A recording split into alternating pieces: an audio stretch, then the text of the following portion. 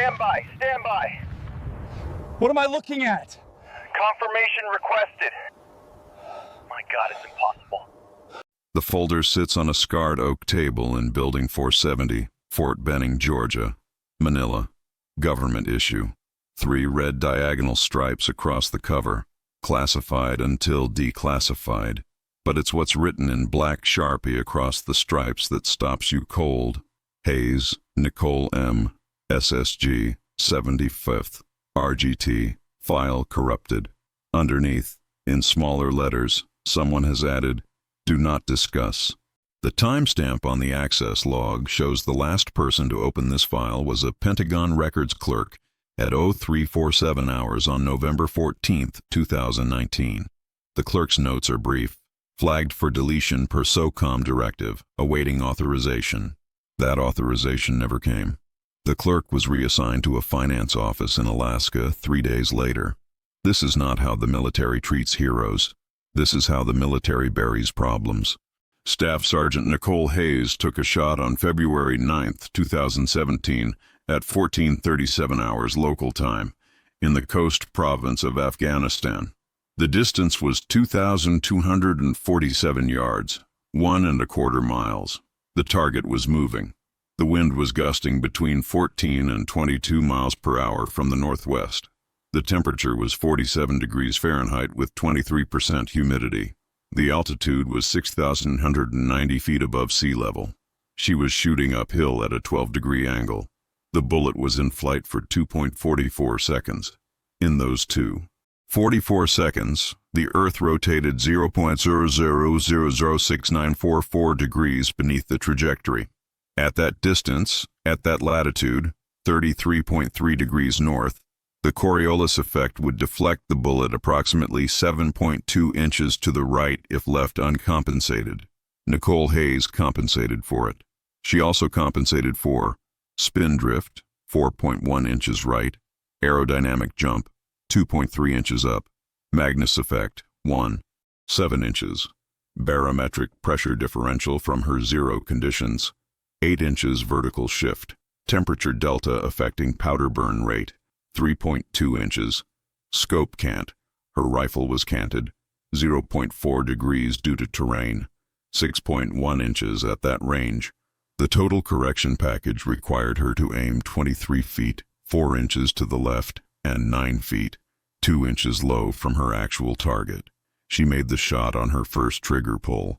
The target, a high-value individual carrying a Soviet-era RA-115 suitcase nuke toward a coalition forward operating base, dropped instantly. The briefcase tumbled down a ravine. An EOD team recovered it 14 hours later. The weapon was armed. The timer showed 000417 remaining. 4 minutes and 17 seconds. Nicole Hayes saved between 340 and 480 lives that day, depending on yield estimates and whether the wind would have carried fallout over the adjacent village of Marga. Her file says, "Do not discuss. Let me show you what we know." Nicole Marie Hayes, born March 3, 1989, in Kalispell, Montana. Father, Robert Hayes, former Army Ranger, Vietnam, Silver Star recipient, deceased 2003, motorcycle accident. Mother, Janet Hayes, née Morrison, VA nurse, retired. One brother, Michael Hayes, currently serving, 173rd Airborne Brigade. Nicole enlisted at 17 with parental consent. She shipped to Fort Benning for OSUT, 1 Station Unit training, on June 2, 2006. Her initial MOS was 11B Infantry. She scored 98th percentile on the ASVAB. Her physical fitness test score was 287 out of 300. Her rifle qualification was 39 out of 40. She pulled 1 shot at the 300-meter line. She has never pulled a shot since. In 2008, she attended Ranger School. She was in the first experimental class that allowed women, though the program was not yet official. She was one of 3 women. She was the only one who graduated. Her Ranger instructor for the mountain phase wrote in her evaluation, "Hayes displays uncommon composure under physical duress. Recommended for sniper consideration." In 2009, she was assigned to the 75th Ranger Regiment, 3rd Battalion, Charlie Company. In 2010, she attended the United States Army Sniper School at Fort Benning. She graduated as the Distinguished Honor Graduate, the top student in her class. Her average score across all shoots was 96.3%. The previous record was 94.1% set in 2003. Her instructors noted, "Student Hayes demonstrates exceptional aptitude for wind reading and ballistic calculation, recommends advanced mathematics training." In 2011, the Army sent her to a 3-week ballistics course at the Army Research Laboratory in Aberdeen Proving Ground, Maryland. The course covered exterior ballistics modeling, atmospheric effects on projectile flight, Coriolis and Latitude effects, computer-aided trajectory prediction, long-range shooting theory beyond 1/500 meters. She was the only person in the course without an engineering degree. She finished second in the class. The person who finished first was a civilian PhD working on naval railgun projects. The course instructor, Dr. Raymond Chen, wrote, "SSG Hayes possesses an intuitive understanding of three-dimensional ballistic space. She can visualize bullet flight in a way I have only seen in veteran physicists. If she had pursued academic channels, she would have my job." In 2012, she deployed to Afghanistan. First deployment, Helmand Province, attached to a Special Operations Task Force. 12 confirmed kills, average range 890 yards, no misses on named targets. In 2014, second deployment, Kandahar Province, 16 confirmed kills, average range 1,140 yards. During this deployment, she took a 1,573-yard shot on a Taliban mortar team leader. The wind was swirling in a river valley. She calculated the shot using only a Kestrel 4500 weather meter and handwritten notes. The bullet impacted 1.2 inches from her point of aim. The after-action report called it the most technically proficient shot in task force history. In 2016, third deployment, Coast Province, Joint Special Operations Command tasking. Her team call sign was Copper Falcon. This is where the file corrupts. Pull the file from the folder. 53 pages. Xerox copies. Thermal paper fading at the edges. The original documents were removed. What we have are copies of copies. Page 1. Her official Army portrait. Dress uniform. Staff sergeant rank on her sleeve. Blue cord on her shoulder. Infantry. Tan beret with the 75th Ranger Regiment crest. Her expression is neutral, not smiling. The regulation is pleasant expression, but Rangers interpret that differently than regular Army. Her jaw is set. Her eyes are steady. There is a small scar above her left eyebrow, barely visible, from a training accident at Camp Merrill during Ranger School. Page 3. A map. Topographical. Coast Province, Afghanistan. Someone has circled a location in red ink. 33-1942 N, 69-56, 18E. Written beside it, OP Haystack, Observation Post. Page 4. A target photograph. Grainy. Surveillance camera, probably thermal imaging converted to visible spectrum. Timestamp, 09 FEB 2017, 14/31/04. A man in traditional Afghan clothing, pakol hat, long shirt. He is carrying something, a case, roughly 24 inches by 16 inches. The classification marking says, HVI copper, assessed threat level, critical. Page 7. A ballistics card, handwritten. Nicole's handwriting, neat. Engineer's script. Weapon, M2010 ESR. 300 Win Mag, ammo, M118LR, 190GR, Lot 4A, 2016-09873. 100 YD, 72 digraph, 29.92, NHE, 500 FTASL, current, 47 digraph, 28.74 NHE, 60895 ASL, range to target, to 247 yards, confirmed via PLRF 25C. Angle, plus 12 degree, uphill. Wind, 1422 MPR, 310 degree, variable, gusting. Temp, 47 degree. Humidity, 23% corrections required. Drop, 712 inches, 59.3 feet. Wind, 9.8 mils right, 338 inches. Coriolis, 7.2 inches right. Spin drift, 4.1 inches right. Aerodynamic jump, 2.3 inches up. cant error, 0.4 degree, 1 inches right. Total hold, horizontal, 9.2 mils left to compensate for right deflection. Vertical, 20.6 mils down to compensate for drop minus aero jump. Time of flight, estimated, 2.44 seconds. Confidence, 73%. Below it, indifferent ink. Someone else's handwriting, probably her spotter. Shot taken, 1437 ARs. Impact confirmed. Target neutralized. Package secured. Page 12. An explosive ordnance disposal report. EOD Team 3 recovered item RA-115 SADM portable nuclear device. Soviet manufacture circa 1978. Weapon status, armed. Timer reading at discovery, 000417.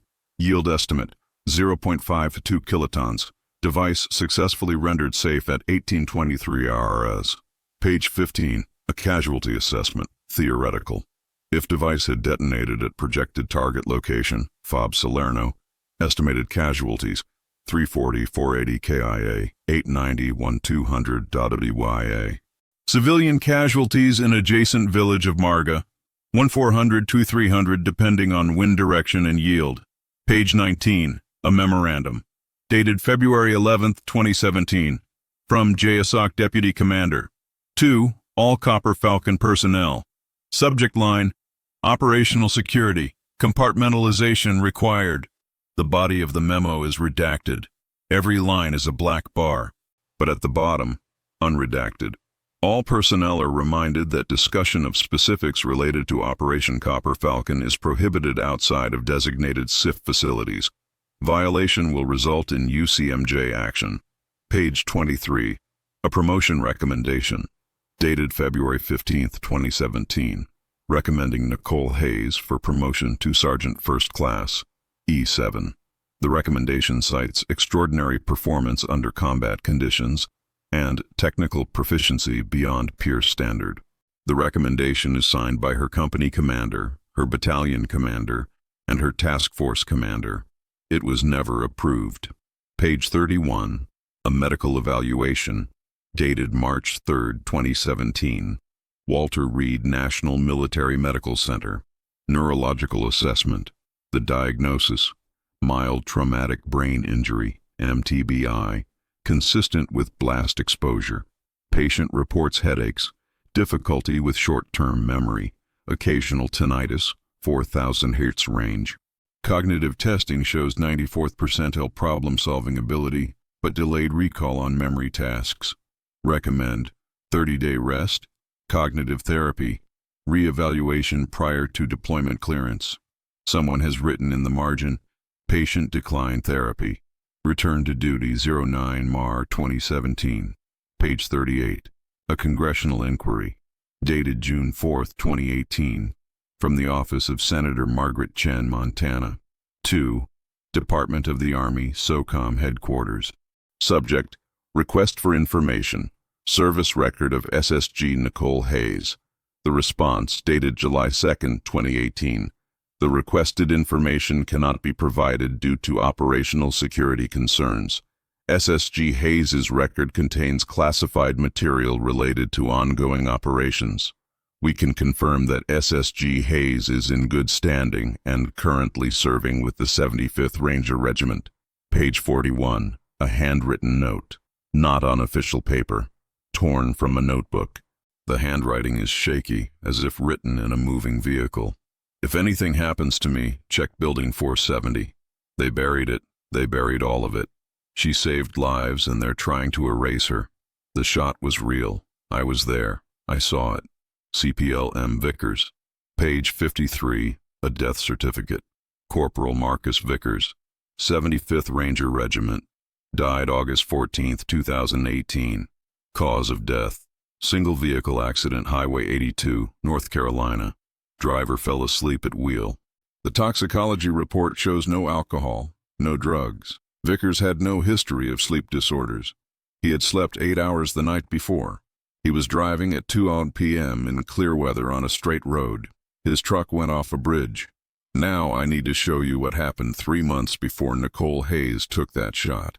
November 2016. Coast Province. A different operation. Call sign, Iron Prophet. The target was a Taliban logistics coordinator. Not high value, but important. He was moving weapons through the province. The mission was simple: interdict, capture or kill, disrupt the network. The team was from the same task force that would later run Copper Falcon. 8 Rangers, 1 forward observer attached from an artillery unit. The team leader was a staff sergeant named Derek Holloway. Good reputation, 3 deployments, solid performer. The mission was supposed to be a night operation. They would set up an observation post, watch the target's compound, and action him when he moved. Standard. But the brigade combat team commander, a full-bird colonel named Richard Kaufman, decided he wanted results faster. He was under pressure. The metrics weren't good. The Taliban were moving freely in the province. The general was asking questions. Colonel Kaufman ordered the mission moved to daytime. The intelligence assessment said, daytime operations significantly increase compromise risk. Target area has civilian population density. Recommendation: maintain night operation timeline. Colonel Kaufman overruled it. The team inserted via helicopter at 0600 hours. They moved to their observation post. They set up on a ridgeline overlooking the compound. At 8:43 hours, they were compromised. A local farmer saw them. He made a phone call. At 092 hours, the Taliban hit them. The team held the position for 4 hours. They called for quick reaction force support. The QRF was delayed. There was a mechanical issue with one of the helicopters. Then there was confusion about grid coordinates. Then there was weather. At 13:20 hours, the team tried to break contact and move to an alternate extraction point. During the movement, the forward observer, a young specialist named Thomas Chen, was hit. The round struck him in the pelvis, shattered the iliac bone, severed the femoral artery. He bled out in 7 minutes.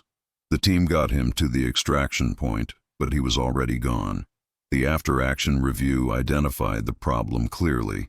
Mission was outside the optimal operational window. Daytime insertion created unnecessary risk. Compromise was probable. Recommend training for all commanders on risk assessment for special operations missions. The review was signed by the battalion commander, the task force commander, and forwarded to brigade. Colonel Kaufman's response, dated December 8, 2016. While the outcome of Iron Prophet was unfortunate, the decision to modify operational timing was within commander's intent and based on operational requirements at the time. The review's recommendation for additional training is noted, but deemed unnecessary. Commanders at this level are already extensively trained. No further action required. The file includes a note from the task force commander. Request reconsideration. The loss was preventable. Kaufman's response: request denied. Consider the matter closed. Specialist Thomas Chen was 22 years old. He was from San Francisco. He had a degree in electrical engineering from UC Berkeley. He joined the Army to pay off student loans.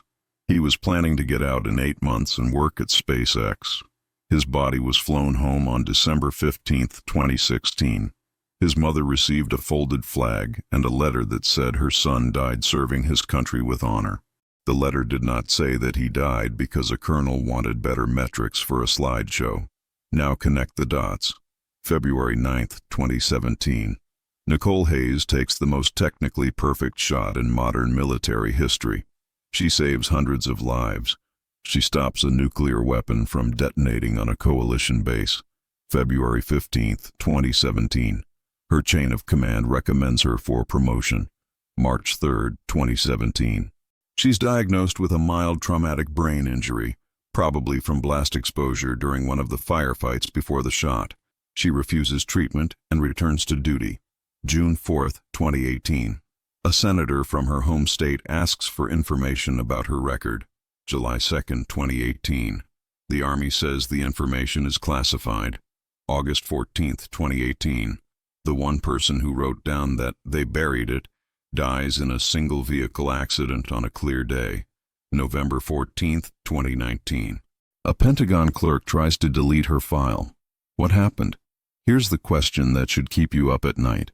If Nicole Hayes saved hundreds of lives and demonstrated the most advanced ballistic calculation skills in Army history, why did the Pentagon try to erase her records?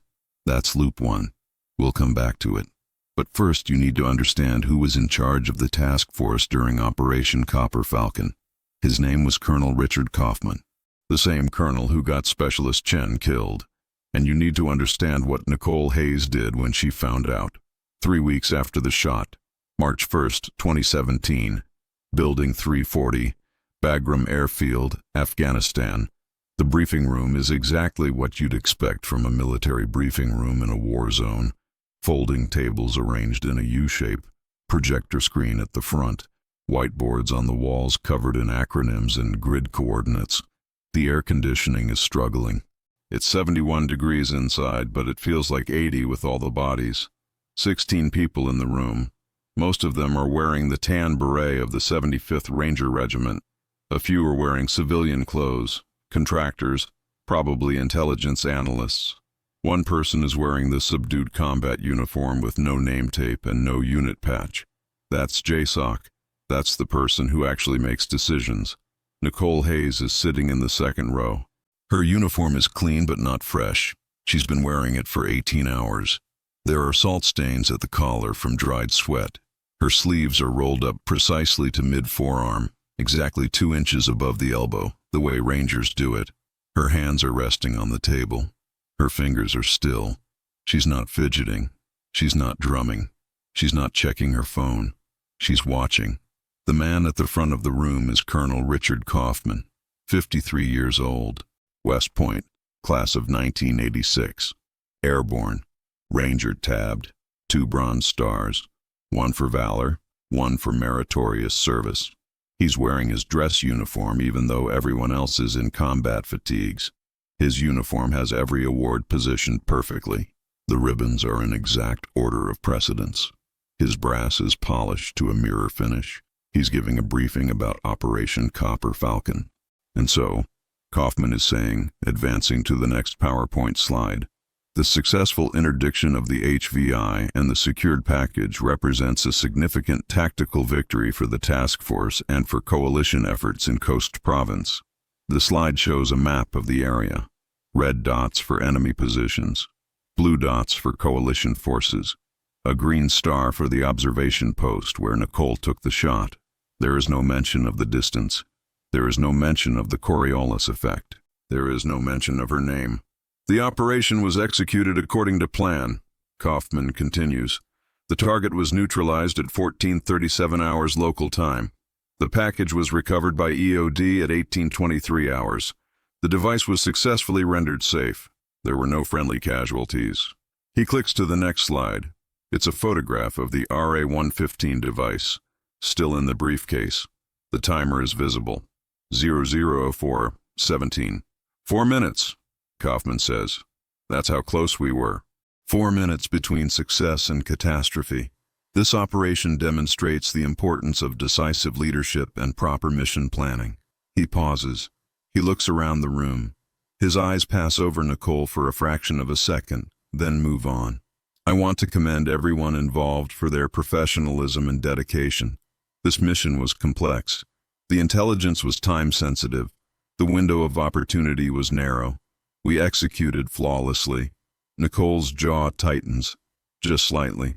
It's barely visible, but if you know what to look for, you can see it. Questions? Kaufman asks. A hand goes up. It's a captain from the intelligence section. Sir, can you speak to the technical aspects of the neutralization? The range was significant. The shot was taken from an optimal firing position at a range of approximately 1,800 meters, Kaufman says, well within the capabilities of our trained snipers. The shooter performed adequately. Nicole's hands are still flat on the table, but now her right thumb is pressing into her left palm, hard enough that the skin is going white. 1,800 meters is 1,969 yards. The actual range was 2,247 yards. That's a 278-yard discrepancy. That's not a rounding error. That's deliberate. Another hand. A sergeant first class from one of the assault teams. Sir, I heard the weapon was armed when we found it. Is that accurate? The device was in an unstable state, Kaufman says carefully. EOD assessed it as potentially armed. They rendered it safe using standard procedures. There was no immediate danger to personnel. The device was armed. The timer was running. The EOD report said so explicitly. Kaufman is lying. Nicole's breathing has changed. It's slower, deeper. She's controlling it deliberately. 4 seconds in. Hold. 4 seconds out. It's the breathing technique they teach at sniper school. Steady the heart rate. Maintain control. Any other questions? Kaufman asks. Nicole raises her hand. Kaufman sees it. For a moment, his expression doesn't change. Then something flickers, just for an instant. Concern, annoyance. It's gone too fast to identify. Staff Sergeant Hayes, he says. His voice is neutral, professional. Nicole stands. Protocol. When you address a superior officer in a formal briefing, you stand. Sir, she says, the after-action report I submitted lists the range as 2,247 yards. The brief says 1,800 meters. Can you clarify the discrepancy? The room goes quiet. Kaufman's expression doesn't change. The figure cited in the brief is based on the official measurement taken by the survey team. I'm sure your field estimate was close, but we use verified data for formal reports. Sir, I used a PLRF 25C laser rangefinder. It's accurate to within 1 meter at that range. The reading was 2,054 meters. That's 2,247 yards. And I'm sure your equipment was functioning properly, Kaufman says. His tone is still professional, but there's an edge now. However, the official survey measurement takes precedence. Is there anything else, Staff Sergeant? Nicole doesn't sit down.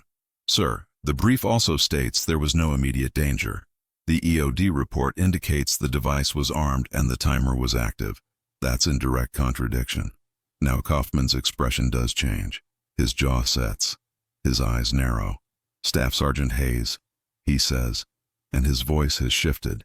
It's harder now. I understand you're proud of your contribution to this operation. That's commendable. But I need you to understand that this brief is based on compiled intelligence from multiple sources, including classified assessments that you don't have access to. The information presented here is accurate.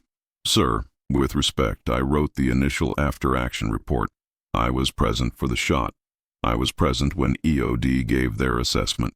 The information in this brief doesn't match the facts on the ground. The JSOC representative, the one with no name tape, leans forward slightly. He's watching this with interest. Kaufman's face is starting to flush. Just slightly. Staff Sergeant, you need to understand the difference between tactical level reporting and strategic level briefing. What you observed on the ground is valuable, but it needs to be contextualized within the larger operational picture. That's what this brief does. Now, if you don't have any further questions, I need you to take your seat.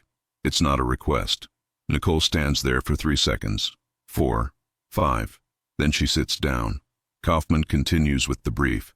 He talks about lessons learned. He talks about future operations. He talks about maintaining operational tempo. He does not mention Nicole's name once. When the brief ends, everyone files out. Nicole waits. She's one of the last to leave. As she reaches the door, the JSOC representative steps into her path. Staff Sergeant Hayes, he says quietly. He's wearing civilian clothes, khakis and a polo shirt, but he has the bearing of someone who spent 20 years in uniform. Walk with me. They step outside. The sun is bright. The temperature has climbed to 83 degrees. The air smells like diesel fuel and dust. You handled that well, the man says. Most people would have pushed harder. I said what needed to be said, sir. You did. He pauses. But you need to understand something. Colonel Kaufman is not going to change that brief. The numbers he cited are going into the official record. Your after-action report is going to be adjusted. Nicole stops walking. Adjusted? Classified, the man says. The actual details of the shot, the range, the conditions, the target, that's all being compartmentalized. The official story is 1,800 meters. Clean shot. No complications. Why? The man looks at her. His expression is tired. Because the actual story makes Kaufman look bad. How?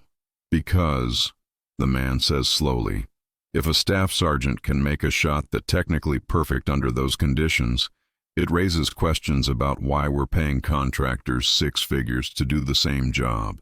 It raises questions about training. It raises questions about gender integration in combat roles. It raises all kinds of questions that Kaufman doesn't want to answer. So he's burying it. He's managing it, the man corrects. There's a difference. There's really not, sir. The man almost smiles. No, there's really not. He pauses. I'm telling you this because you should know what you're up against. Kaufman has juice. He's got friends at the Pentagon. He's got friends in Congress. He's being groomed for his star. And I'm a staff sergeant who shot her mouth off in a briefing. You're a woman who made him look incompetent in front of his peers, the man says bluntly. That's different. That's worse. Nicole doesn't respond. My advice? The man says. Let it go. You did your job. You did it exceptionally well. Take pride in that. Don't make this into a crusade. And if I don't let it go? The man's expression hardens. Then you need to understand that you're not fighting Colonel Kaufman. You're fighting the institution. And the institution always wins. He walks away. Nicole stands there in the sun watching him go. She's thinking about Specialist Thomas Chen. She's thinking about a colonel who made a bad decision and got a soldier killed. She's thinking about a briefing where her shot, the most technically perfect shot of her career, was reduced to approximately 1/800 meters, and the shooter performed adequately. She's thinking about 4 minutes and 17 seconds on a timer. She's thinking about 340 to 480 lives saved. And she's thinking about what happens when the institution decides that the truth is too complicated to tell. This is Loop 2, the institutional betrayal. It's open now. It won't close for another 75 minutes. Minute 20, the mechanical precision of suppression. The next morning, Nicole receives an email. The sender is Brigade S1. That's the personnel section. The subject line, Administrative Review Required, SSG Hayes. The body of the email is brief. SSG Hayes, your personnel file is currently undergoing administrative review due to an identified documentation discrepancy. You are required to report to Building 470, Room 203, at 1400 hours on Aero 3 Mar 2017 for an interview with the Personnel Review Board. You may bring any supporting documentation you wish to present. You may also request representation from a legal advisor if you choose. Failure to appear may result in UCMJ action. VR, CPTJ. Morrison Brigade S1. Nicole reads it 3 times. She's been in the Army for 11 years. She's never had a documentation discrepancy. Her personnel file is clean. Her performance evaluations are consistently highly qualified, or superior. Her promotion points are maxed out. She has no administrative flags, no counseling statements, no Article 15s. There is no discrepancy. This is something else. She forwards the email to her team sergeant, a master sergeant named Robert Kowalski. Kowalski is 41 years old, Polish immigrant family, Brooklyn, 3 deployments to Iraq, 4 to Afghanistan. He has a silver star from Fallujah and a scar that runs from his left ear to his collarbone from an IED in Helmand province. Kowalski calls her 20 minutes later. I got your email, he says without preamble. You need a lawyer. Sergeant, I haven't done anything wrong. Doesn't matter. When they start talking about administrative review after you embarrassed a colonel in a briefing, you need a lawyer. The brief had factual errors, which you pointed out in front of 15 people, including JSOC. Kowalski interrupts. Nicole, listen to me. I've seen this before. You're getting railroaded. They're going to find something, anything, to justify some kind of action. Maybe it's a counseling statement. Maybe it's a flag on your record. Maybe it's a transfer to some shit assignment in Kansas. But they're going to do something. Nicole is sitting in her CHU, containerized housing unit, the military's version of living quarters in a war zone. It's a metal shipping container that's been converted into a small room, bunk, desk, locker. The air conditioning is loud but ineffective. She's got her laptop open. She's pulled up Army Regulation 600-8104, the regulation that governs military personnel documentation. "Sergeant," she says slowly, "they can't just fabricate a discrepancy." "They don't have to fabricate it," Kowalski says. "They just have to find something that's technically wrong. Did you ever have a change of address that didn't get processed within 10 days? Did you ever have a dependent enrollment that was filed late? Did you ever have a medical appointment that wasn't properly documented? Anything. They'll find it." Nicole is scrolling through the regulation. Section 2, Tier 3.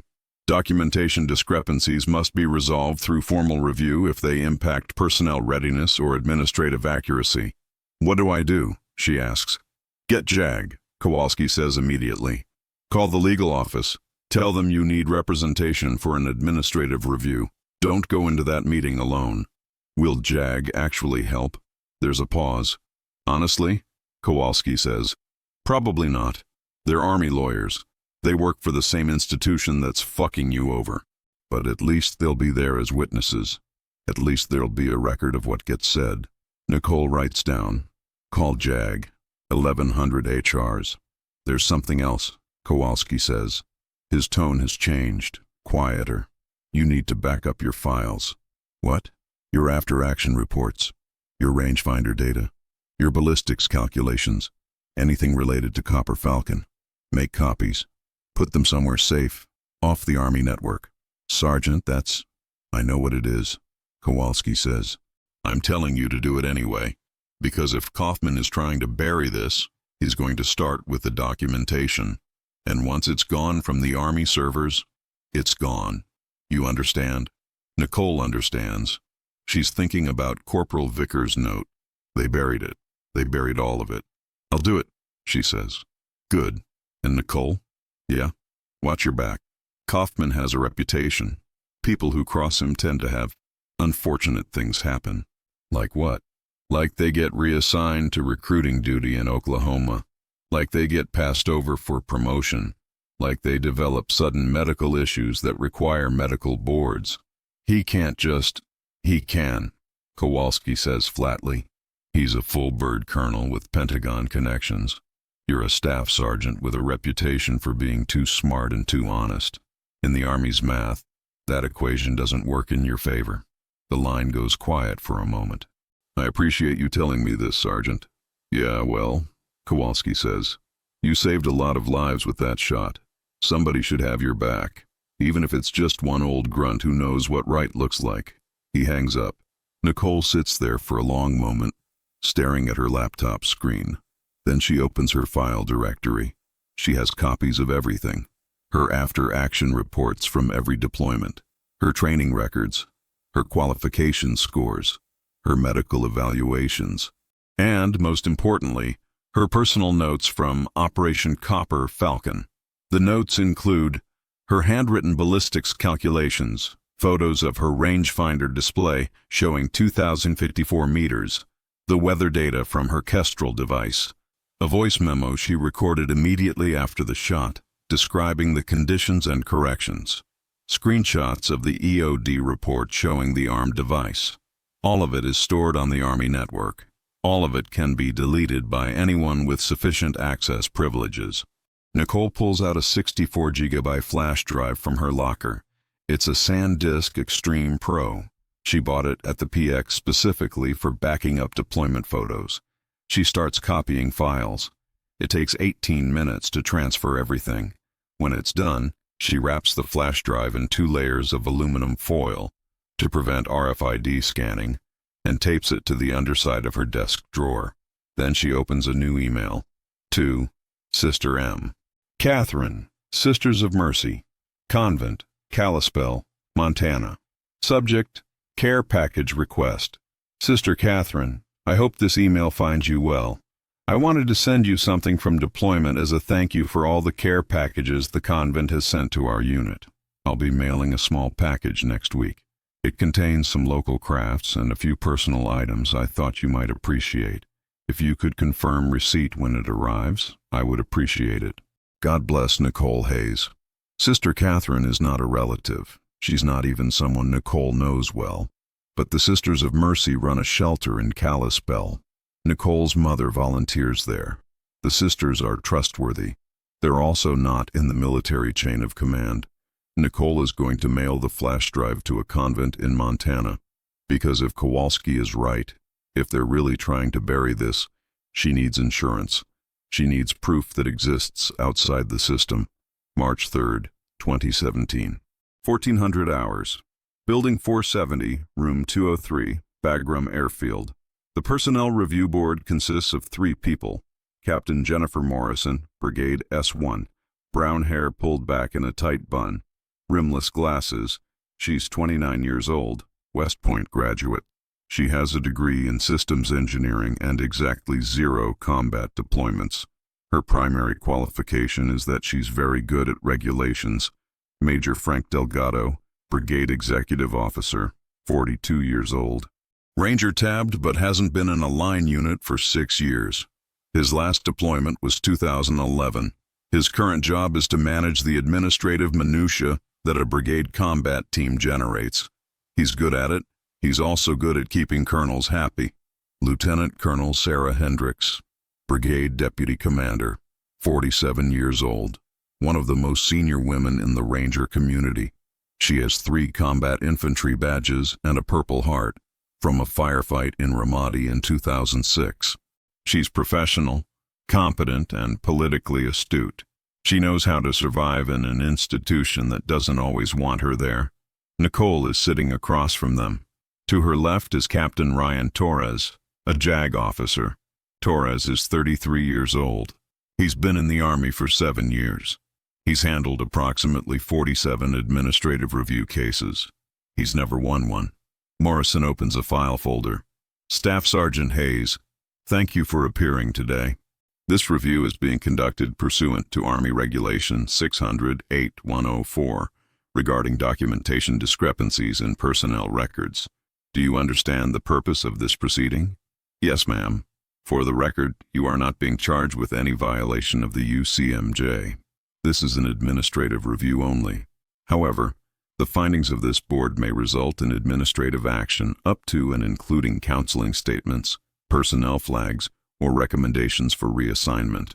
Do you understand? Yes, ma'am. Morrison pulls out a document.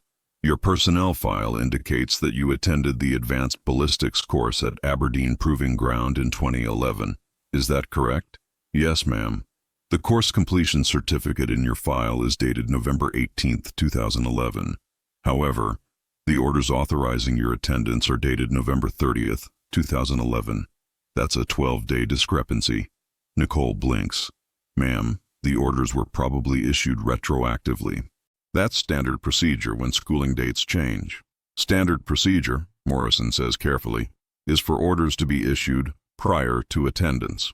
Army Regulation 600-8105 is very clear on this point. Attendance at any military school requires proper authorization orders dated before the start date. Ma'am, that's a clerical error. Someone in S1 forgot to update the order date when the course dates shifted. The course itself was properly authorized. Can you provide documentation proving the authorization? That would be in the S1 files from 2011, ma'am. I don't have access to those records. Morrison makes a note. I see. So you attended a military course without proper authorization orders, and you have no documentation to support your claim that the authorization existed. Captain Torres leans forward. Ma'am, with respect, SSG Hayes wouldn't have been allowed to attend the course without authorization. The school would have verified her orders on day 1.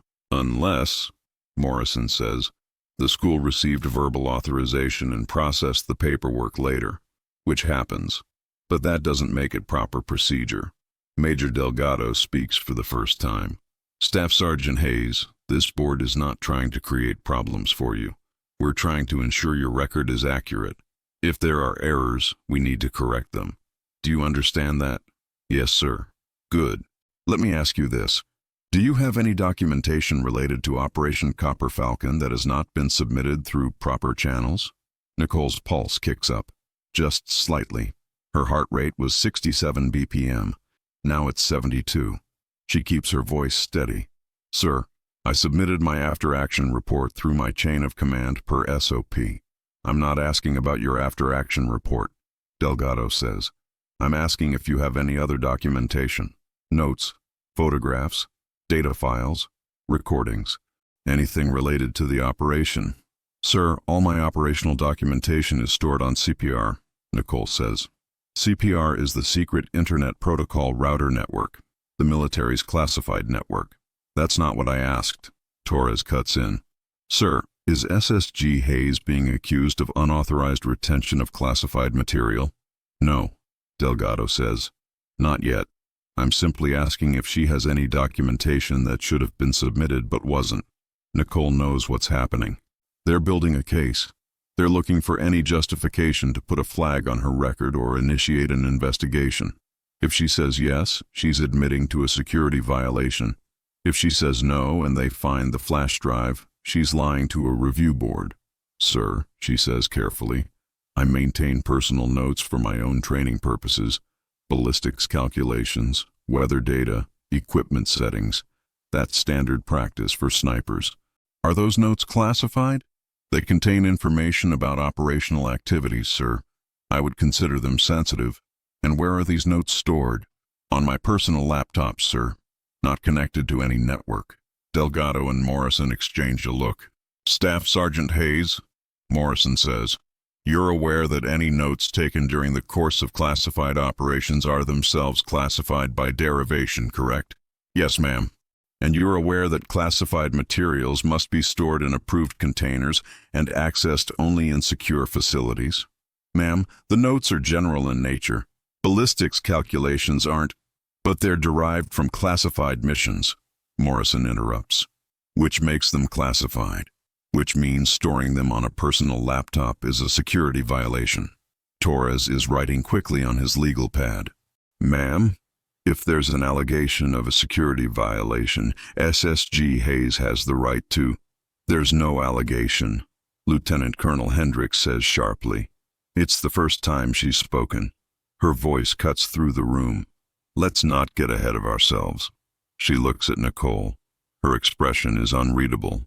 Staff Sergeant Hayes, she says quietly, I want you to understand something. This board is trying to help you. We're trying to identify issues before they become bigger problems. Do you understand? Yes, ma'am. Good. So let me make this simple. You have personal notes on your laptop. Those notes may or may not contain classified information.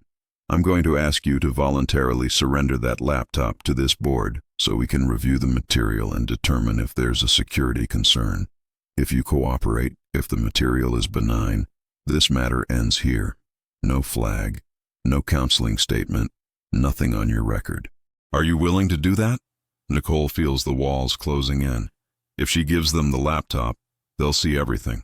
The ballistics calculations, the photos, the weather data, all the evidence that proves the shot was 2,247 yards, not 1,800 meters. They'll delete it. But if she refuses, they'll flag her record. They'll investigate her for security violations. They'll make her life hell. Torres whispers, you don't have to agree to this. Nicole doesn't respond. She's thinking about Specialist Chen. She's thinking about 4 minutes and 17 seconds. She's thinking about what Master Sergeant Kowalski said.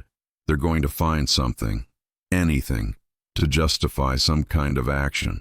Ma'am, Nicole says slowly, I would like to request 24 hours to consult with legal counsel before I make that decision. Morrison's mouth tightens. Staff Sergeant, this is a simple request. If you have nothing to hide, with respect, ma'am, Captain Torres has advised me that I have rights in this proceeding. I'm exercising those rights. Delgado leans back in his chair. Staff Sergeant Hayes, refusing to cooperate with this board is going to create problems for you. Sir, I'm not refusing to cooperate. I'm requesting time to ensure I understand my legal obligations. Hendricks raises a hand. All right, 24 hours. This board will reconvene at 1400 hours tomorrow. SSG Hayes, you will provide a response at that time regarding voluntary surrender of your personal electronic devices. Understood? Yes, ma'am. Dismissed. Nicole and Torres leave the room. In the hallway, Torres turns to her. You need to make a decision. If you give them the laptop, they'll go through everything. If you don't, they'll flag you and probably open a formal investigation. What would you do? Nicole asks. Torres hesitates. Honestly, I'd give them the laptop. Because fighting this is going to cost you more than the laptop is worth. Even if the laptop has evidence that proves Colonel Kaufman lied in his briefing? Torres's expression changes. Is that what this is about? Yes. Jesus Christ, Torres mutters. Nicole, you can't win this. You're a staff sergeant. He's a colonel. Even if you're right, even if you have ironclad proof, the Army is going to side with him. That's how this works. So I should just let them bury the truth? I'm saying you should pick your battles. This one is going to destroy your career. Nicole looks at him. My career or my integrity? That's the choice? Torres doesn't answer. Nicole walks away. This is loop 3. The sabotage. It will close in 25 minutes. But the damage is already done. Nicole doesn't sleep that night. She lies in her bunk staring at the ceiling of her CHU. The air conditioner rattles. Outside, she can hear the distant sound of helicopters taking off from the flight line. She's thinking about probabilities. In sniper training, they teach you to think in percentages. Every shot has a probability of success based on range, wind, target movement, equipment condition, shooter skill.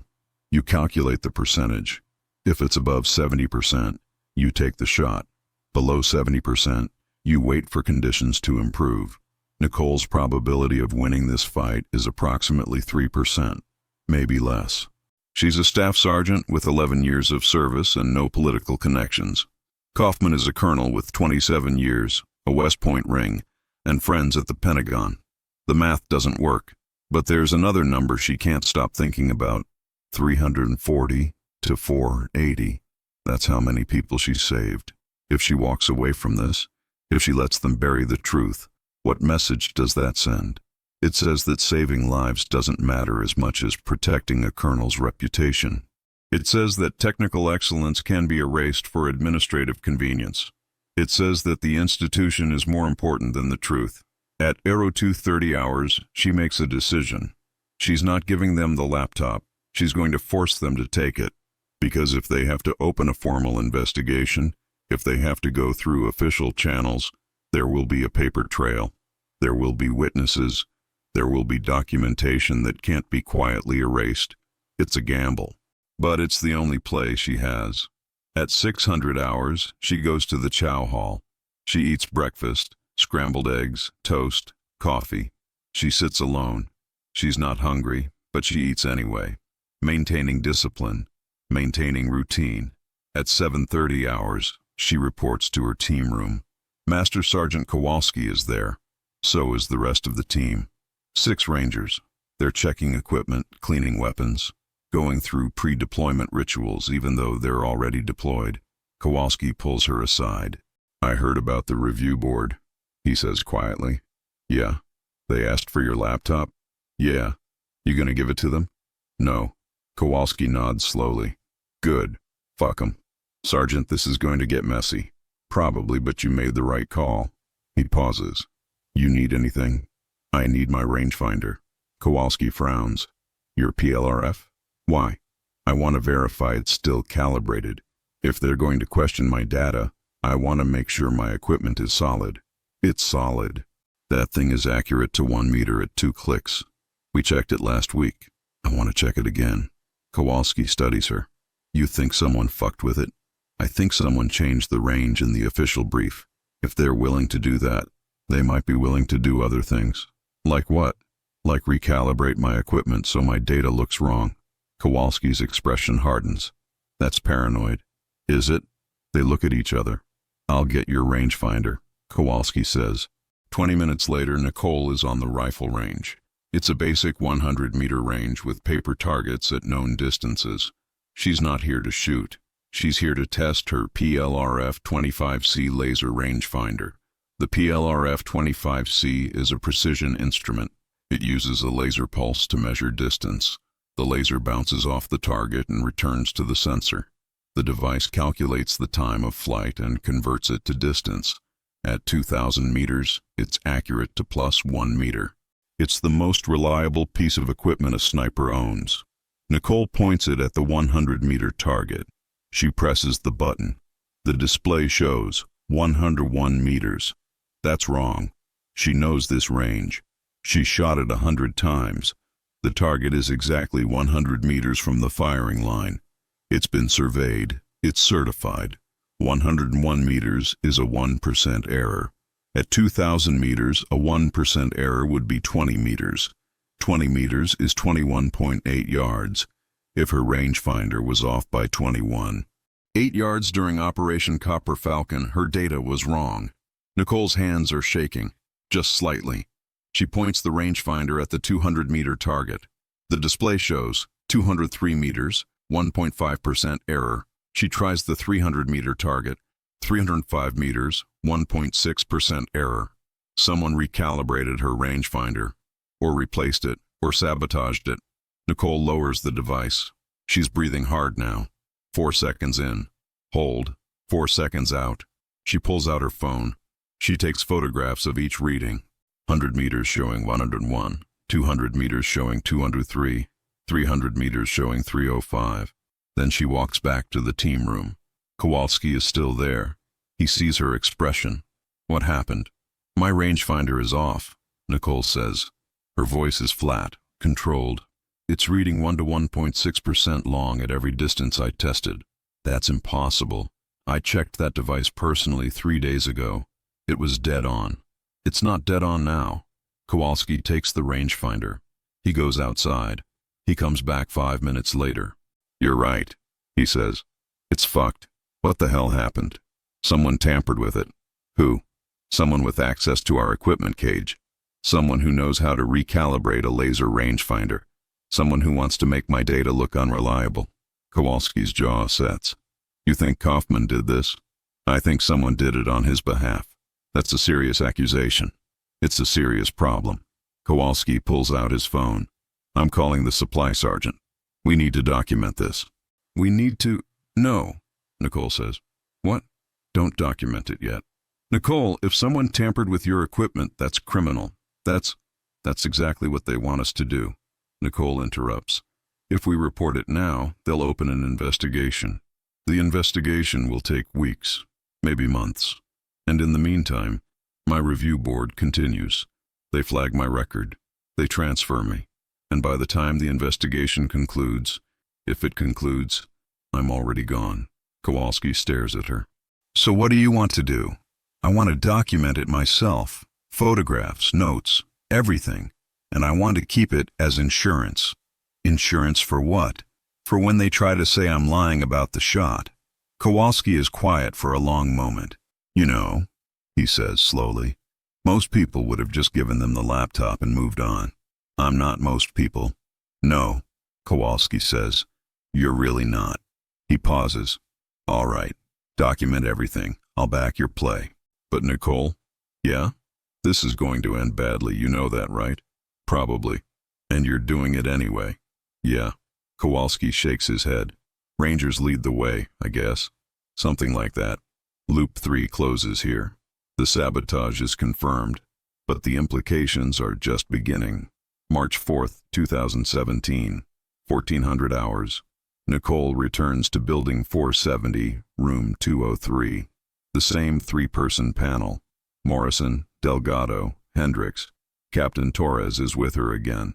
Morrison opens the session. Staff Sergeant Hayes, you were given 24 hours to consider voluntary surrender of your personal electronic devices for security review. What is your decision? Nicole stands. Ma'am, I respectfully decline to surrender my laptop. Morrison's expression doesn't change, but there's a flicker of something in her eyes. Satisfaction, maybe. This is the answer she wanted. Can you explain your reasoning? Morrison asks. Ma'am, my laptop contains personal information, including communications with family members and private financial records. I do not believe there is sufficient justification for surrendering those materials without a formal investigation and proper legal process. You're aware that refusing to cooperate with this board may result in administrative action? Yes, ma'am. Delgado leans forward.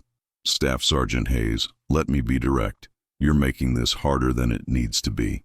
If you have nothing to hide, why not just let us review the material and close this matter? Sir, with respect, the burden of proof should not be on me to demonstrate innocence. If this board believes there's a security violation, you have the authority to open a formal investigation and subpoena my devices through proper legal channels. I'm simply asking that you do so. Delgado's face flushes. You're asking us to waste time and resources on a formal investigation when you could resolve this in 5 minutes? I'm asking you to follow proper procedure, sir. Hendricks raises a hand. All right, let's take a step back. She looks at Nicole. Her expression is hard to read. Staff Sergeant Hayes, I'm going to ask you a direct question, and I want a direct answer. Do you have any documentation related to Operation Copper Falcon that contradicts the official briefing provided by Colonel Kaufman? The room goes silent. Nicole knows this is the moment. This is the question that determines everything. If she says yes, she's admitting to retention of classified materials. If she says no, she's lying. If she refuses to answer, she's effectively confirming it. She chooses the truth. Ma'am, I have ballistics calculations, weather data, and equipment readings from the operation. That data does not align with some of the figures cited in the official briefing. Morrison and Delgado exchange a look. Hendricks' expression doesn't change. Specifically, ma'am, the briefing stated the range was approximately 1,800 meters. My laser rangefinder measured 2,054 meters. And you believe your rangefinder was accurate? Ma'am, I believed it was accurate at the time of the shot. However, I tested the device yesterday and discovered it is currently reading 1 to 1.6% long at all distances. This suggests either equipment failure or tampering. Now Hendricks' expression does change, just slightly, a tightening around her eyes. You're alleging someone tampered with your equipment? I'm stating a fact, ma'am. The device is no longer calibrated correctly. I have photographs documenting the discrepancy. Delgado cuts in. Staff Sergeant, this board is not a forum for conspiracy theories. If your equipment is malfunctioning, that's a supply issue. It has nothing to do with your personnel file. Sir, if my equipment was recalibrated after the operation to make my data appear incorrect, that's directly relevant to this review. That's absurd, Morrison says. You're suggesting that someone, broke into your equipment cage and recalibrated a laser rangefinder just to discredit you? Ma'am, I'm suggesting that my equipment was accurate during the operation and is no longer accurate now. I'm stating that as a fact. The explanation is unclear. Hendricks is watching Nicole carefully. Staff Sergeant Hayes, you understand that what you're implying has serious consequences. If you're accusing someone of sabotage, that's a criminal allegation. Ma'am, I'm not making an accusation. I'm documenting a discrepancy. A convenient discrepancy, Delgado says. Right when you're being asked to provide documentation. Torres speaks up. Sir, with respect, SSG Hayes has the right to report equipment malfunctions without being accused of fabrication. She has the right to report malfunctions, Morrison says coldly. She does not have the right to imply that superior officers are engaged in criminal activity to cover up administrative errors. I didn't mention superior officers, ma'am, Nicole says quietly. The room goes silent. Hendricks closes her folder. This board is going to take a 15-minute recess. Staff Sergeant Hayes, you and Captain Torres will wait outside. We'll call you back in when we're ready. Nicole and Torres step into the hallway. Torres is pale. You just accused them of sabotage. No, I didn't. I documented a fact. Nicole, that's semantics. They're going to... The door opens. Lieutenant Colonel Hendricks steps out. Alone. Captain Torres, I need a moment with SSG Hayes, privately. Torres hesitates. Ma'am, I'm her legal counsel. I should be. This is off the record, Hendricks says. Her voice is hard. 5 minutes. Torres looks at Nicole. She nods. He walks down the hallway. Hendricks and Nicole are alone. Hendricks doesn't speak for a long moment. She just looks at Nicole. Then, do you know who I am? Yes, ma'am. You're the brigade deputy commander. Do you know my history? Ma'am, I know you have 3 CIBs and a Purple Heart. I know you're one of the most experienced combat leaders in the Ranger community. Do you know how I got here? Hendricks asks. Do you know what it cost me? Nicole doesn't answer. I spent 23 years fighting to be taken seriously in an institution that didn't want me, Hendricks says quietly. I endured harassment, discrimination, doubts about my capabilities. I proved myself over and over and over. And do you know what I learned, ma'am? I learned that you can't win by fighting the institution. You win by working within it. You play the game. You make the compromises. You pick your battles carefully. Ma'am, with respect, you're not going to win this. Hendricks interrupts. Kaufman has too much power. You're too junior. And the shot, as impressive as it was, isn't worth destroying your career. Nicole's jaw tightens. Ma'am, he lied in the official briefing. He reduced the range. He minimized the threat. He erased my contribution.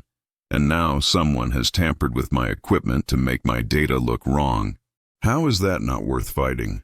Because, Hendricks says slowly, even if you're right, even if you can prove everything you're saying, the Army is still going to side with Kaufman, because the alternative is admitting that a colonel falsified an official report, and the Army doesn't admit that, ever.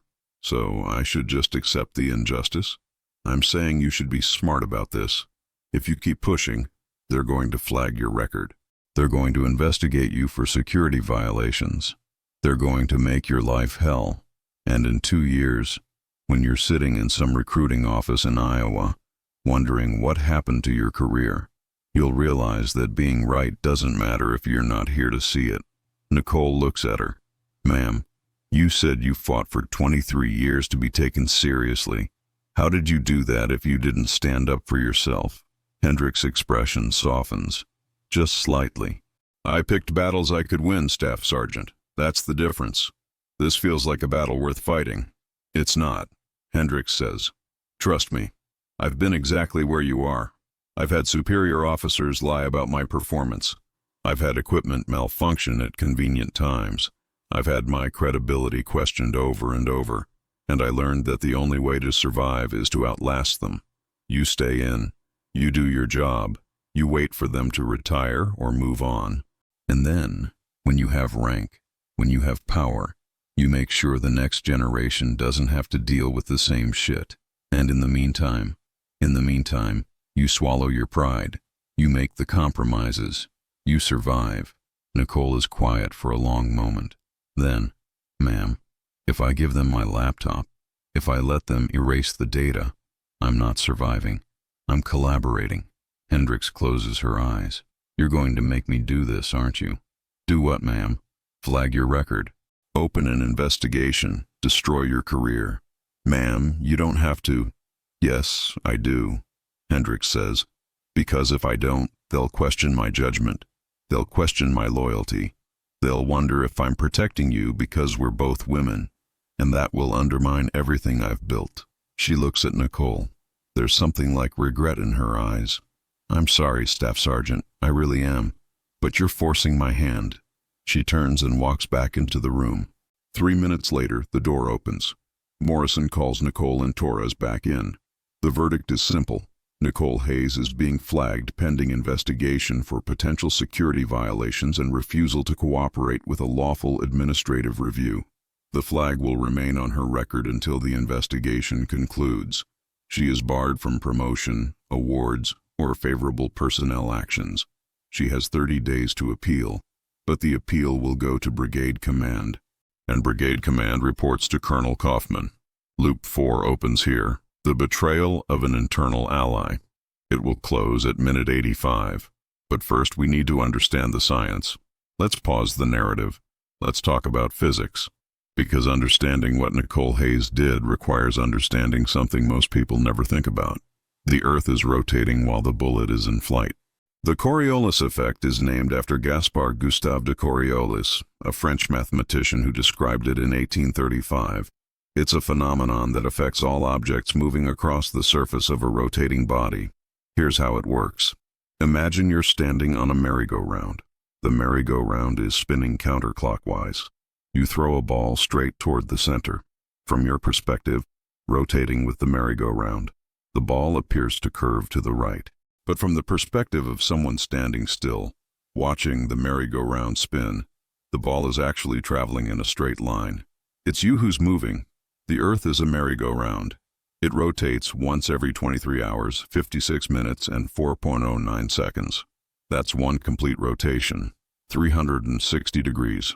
At the equator, the surface of the Earth is moving at approximately 1,040 miles per hour to the east. At Nicole Hayes's latitude, 33 degrees north, the surface is moving at approximately 871 miles per hour to the east. When Nicole fired her rifle, the bullet left the muzzle at approximately 2,150 feet per second, roughly 2,011 miles per hour.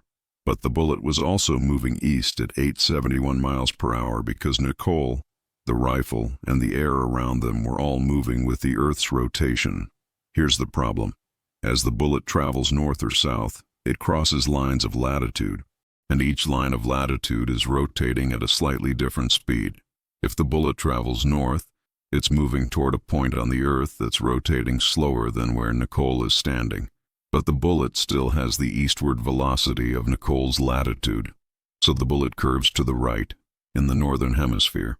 The amount of deflection depends on 1. Latitude. The effect is 0 at the equator and maximum at the poles. 2. Time of flight. The longer the bullet is in the air, the more deflection occurs. 3. Direction of fire. Shooting east or west has different effects than north or south. For Nicole's shot, latitude 33.3 degrees north. Time of flight 2.44 seconds. Direction. She was shooting roughly north-northeast. Range 2,247 yards. The Coriolis deflection formula for a projectile is deflection 2x OX sin L x Vx t, where O, omega, Earth's angular velocity, 7, 2921 x 10.5 radians per second, L, lambda, R, latitude, or 33.3 degram, y0581 radians, V, bullet's northward velocity component, 1,247 fps, accounting for trajectory angle, T, time of flight, 2.44 seconds, plugging in the numbers, deflection, 2x, 7.2921 x 10.5, x, sin 33.3 degree, x, 1847 x 244, deflection R 2x, 7.2921 x 10.5, x 0.549 x 1847 x 244, deflection 7.21 inches to the right. At 2,247 yards, 7.21 inches is approximately 0.26 mils in angular measurement. That doesn't sound like much, but at that range, 7.21 inches is the difference between a hit and a miss. And here's the thing. The Coriolis effect is not the only thing Nicole had to account for. Minute 53, knowledge pill, the full correction package. To make this shot, Nicole needed to account for 11 separate ballistic factors. 1. Bullet drop, gravity. Gravity accelerates objects at 32.2 feet per second at sea level. Nicole was at 6,190 feet above sea level, so gravity was slightly less, approximately 3217 fps2. Her bullet's muzzle velocity was 2,150 fps. The trajectory was not a straight line, it was a parabola. At 2,247 yards, 6,741 feet, with her specific ammunition and atmospheric conditions, the bullet would drop approximately 59.3 feet, 712 inches, from the line of bore. She compensated by aiming high. 1. Wind deflection. Wind was gusting from the northwest at 1422 mph. Nicole estimated an average of 18 mph for her shot. The wind was coming from approximately 310 degrees northwest. Her firing direction was approximately 35 degrees northeast. The angle between wind direction and firing direction was approximately 85 degrees. Wind deflection is calculated using deflection, wind speed, x time of flight, x drift factor, where the drift factor accounts for the angle and the bullet's ballistic coefficient. For her shot, wind speed component, perpendicular to trajectory, Nandari 17.8 mt, time of flight, 2.44 seconds, drift factor, function of ballistic coefficient, 0.505 for M118LR. The result, approximately 28.1 feet, 338 inches of wind deflection to the right. But wait, there's more. 1. Spin drift. When a bullet spins, Nicole's rifle had a right-hand twist. It creates a small sideways force called the Magnus effect on a larger scale. Over long distances, this causes the bullet to drift in the direction of the spin. For Nicole's ammunition and range, spin drift was approximately 4.1 inches to the right. 1. Aerodynamic jump. When a bullet leaves the barrel, the muzzle blast creates a pressure wave that can deflect the bullet slightly. For a precision rifle with a well-tuned load, aerodynamic jump is minimal but measurable. Nicole's rifle and ammunition produced approximately 2.3 inches of vertical jump. 1. Magnus effect. Separate from spin drift. The Magnus effect is the force created by a spinning object moving through a fluid, in this case air. It's why curveballs curve and why bullets drift. At Nicole's range and spin rate, the Magnus effect contributed approximately 1.7 inches of additional drift. 1. Barometric pressure air density affects bullet flight. Nicole zeroed her rifle at 29.92 nhg, standard sea level pressure, and 500 feet altitude. At the time of the shot, pressure was 28. 74 nhg at 6,190 feet altitude. Lower pressure, fire, less air density, less drag. Bullet flies faster and farther. The effect, approximately 8 inches less drop than her zero conditions would predict. 1. Temperature. Warmer air is less dense than cold air. Nicole zeroed at 72 degree Earth. She was shooting in 47 degree Earth conditions. Colder air, more density, more drag, rear, more drop. The effect, approximately 3.2 inches additional drop. 1. Humidity. Dry air is denser than humid air, counterintuitively. Humidity was 23%, quite dry. The effect on bullet flight was minimal at this range, less than 0.5 inches. 1. Eötvös effect. This is a secondary effect of Earth's rotation that most snipers never learn about. When you shoot east or west, the bullet gains or loses altitude relative to the rotating Earth. Nicole was shooting northeast, so the Eötvös effect was partial. The effect, approximately 1.1 inches of vertical shift. 1. Scope cant. If your scope is not perfectly vertical, your corrections will be off. Nicole was shooting from uneven terrain. Her rifle was canted approximately 0.4 degrees to the right, at 2,247 yards, with significant elevation correction. Scope cant introduces error. The effect, approximately 6.1 inches of horizontal error at her elevation setting. 1. Target movement. Her target was walking at approximately 3.2 feet per second, about 2.2 millicrams. The bullet's time of flight was 2.44 seconds. The target would move approximately 7.8 feet during the flight. Nicole had to lead the target. Minute 57. The calculation under pressure. Now imagine you're Nicole Hayes. You're lying prone on a rocky hillside at 6,190 feet altitude. The temperature is 47°. Wind is gusting from the northwest. Your heart rate is elevated from the movement to get into position. It's approximately 94 BPM. You have a Kestrel 4500 weather meter clipped to your kit. It's giving you wind 18, 3 number average, gusting to 22, temperature 47.2 degrees, pressure 28.74 nhg, humidity 23%. You have a PLR F25C laser rangefinder. It reads 2,054 meters, 2,247 yards. You have a ballistic calculator, a Horus A-survey device, but it doesn't account for Coriolis at extended ranges. You have approximately 90 seconds to make the shot before the target moves behind cover. You need to calculate 1. Elevation correction, 2. Windage correction, 3. Coriolis correction, 4. Spin drift, 5. Target lead. You cannot use trial shots. This is a one-shot scenario. How do you do the math? Nicole pulled out a waterproof notebook and a mechanical pencil. She wrote, range 2247 YDs, confirmed PLRF, alt, 6890F temp, 47F, D. 25F from 0. Pressure, 28.74. D. 118 from 0. Wind, 18 mph, 310 degree. Angle 85 degree into target base drop. From table. 7 on 12 in temp correction, plus 3.2 in pressure correction, 8.0 in aero jump, plus 2.3 in total vertical, 709.5 in trajectory, 59.1 FT rear 20. 58 mils base wind, 338 in calculated. Coriolis, plus 7.2 in, 33.3 GN, 244's TOF. Spin, drift, 4.1 in Magnus, so 1.7 in cant error, plus 6.1 in total horizontal, 357.1 in Surge 2976, FT cheer, 9.82, mils right correction, hold 9.82, mils left target lead, 7.8 FT cheer, 2.57 mils, direction of travel. Final hold. Elevation, 20.6 mils up. From bore line, actual hold is down due to trajectory.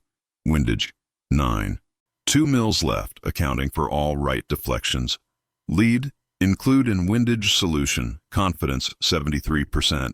She did this math in 47 seconds. Then she settled behind her rifle. M2010 Enhanced Sniper Rifle. 300 Winchester Magnum. 190 grain M118 LR ammunition. Leupold Mark IV scope. 6.5 to 20x magnification. Set to 18x. She controlled her breathing. 4 seconds in through the nose. Hold for 2 seconds. 4 seconds out through the mouth. Her heart rate dropped from 94 BPM to 68 BPM. She placed the crosshairs 9.2 mils left of the target and 20.6 mils low, which, accounting for the bullet's parabolic trajectory, meant holding the crosshairs on a point 59 feet below and 28 feet to the left of where the target would be in 2.44 seconds. She watched the target through the scope. He was carrying the briefcase in his right hand. He was walking at a steady pace. She calculated the lead. She placed the crosshairs. She began the trigger press. Smooth, steady, increasing pressure. The rifle fired at exactly the moment between heartbeats. The recoil pushed her shoulder back. She stayed on the scope. Follow through, they call it. She watched. 2.44 seconds. The target dropped. The briefcase tumbled down the ravine. Nicole exhaled. Then she keyed her radio. Copper Falcon. This is Copper Falcon 2. Target down. Package loose. Grid 33 degree 1942 N. 69 degree 56 18 E. Recommend immediate EOD response. Her spotter, Corporal Marcus Vickers, was beside her. He was looking through a spotting scope. Holy shit, Vickers said quietly. I saw the impact. Dead center mass. How the fuck did you make that shot? Nicole didn't answer immediately. She was thinking about the math.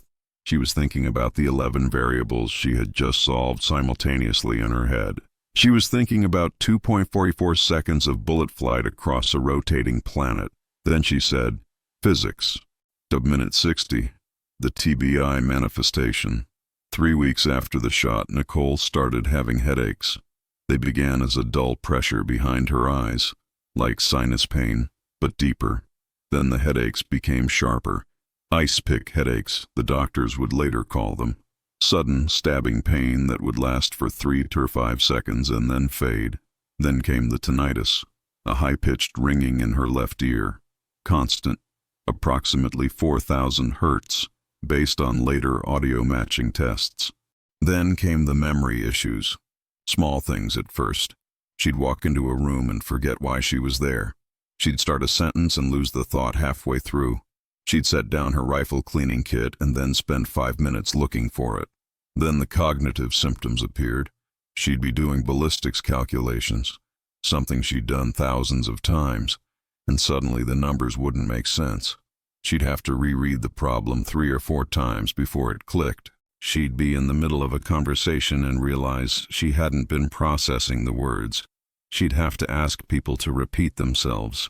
She'd be trying to remember a grid coordinate and find herself staring at the map, knowing she knew the numbers, but unable to pull them from her memory. This is traumatic brain injury.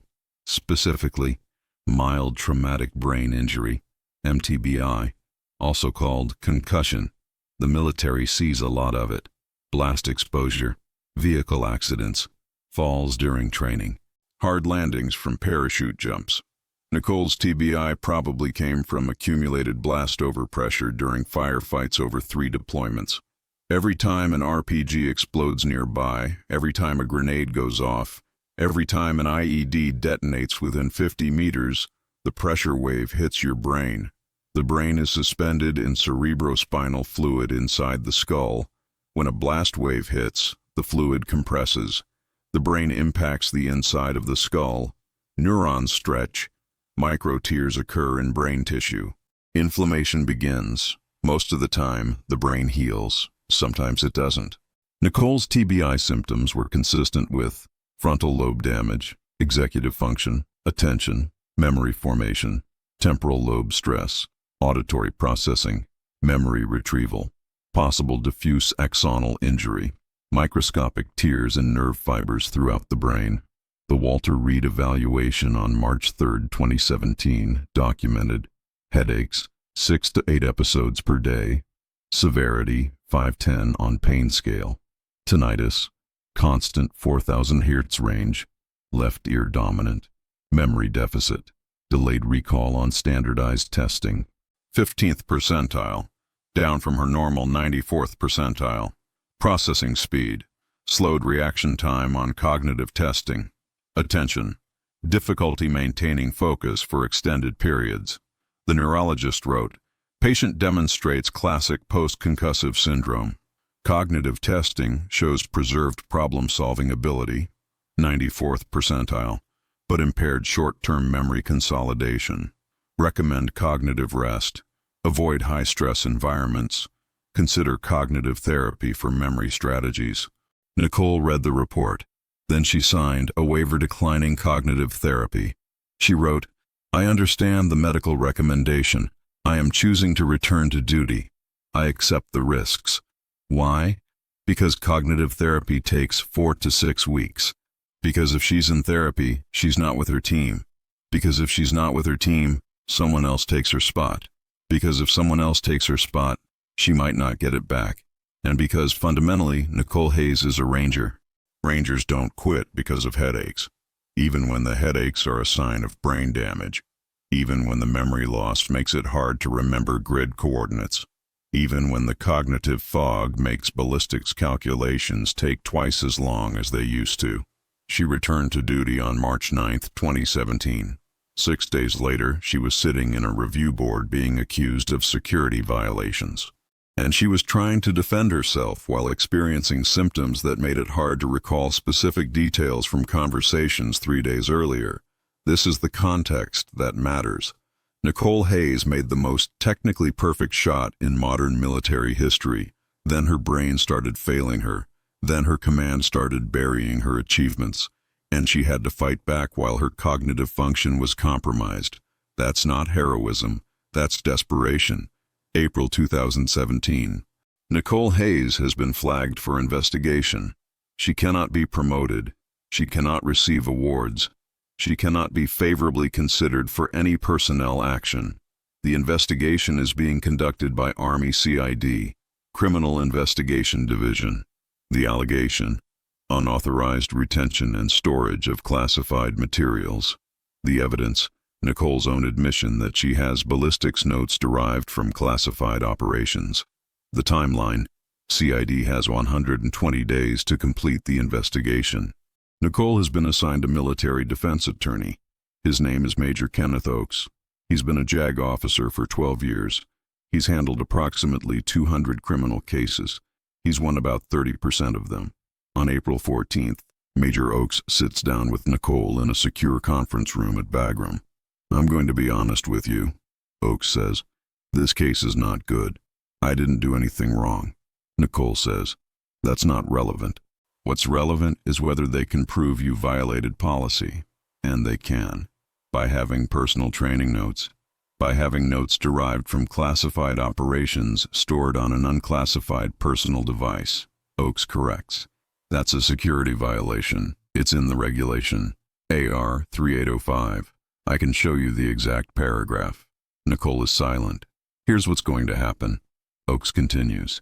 CID is going to interview everyone on your team. They're going to ask about your equipment, your notes, your procedures. They're going to build a case that you routinely mishandled classified materials.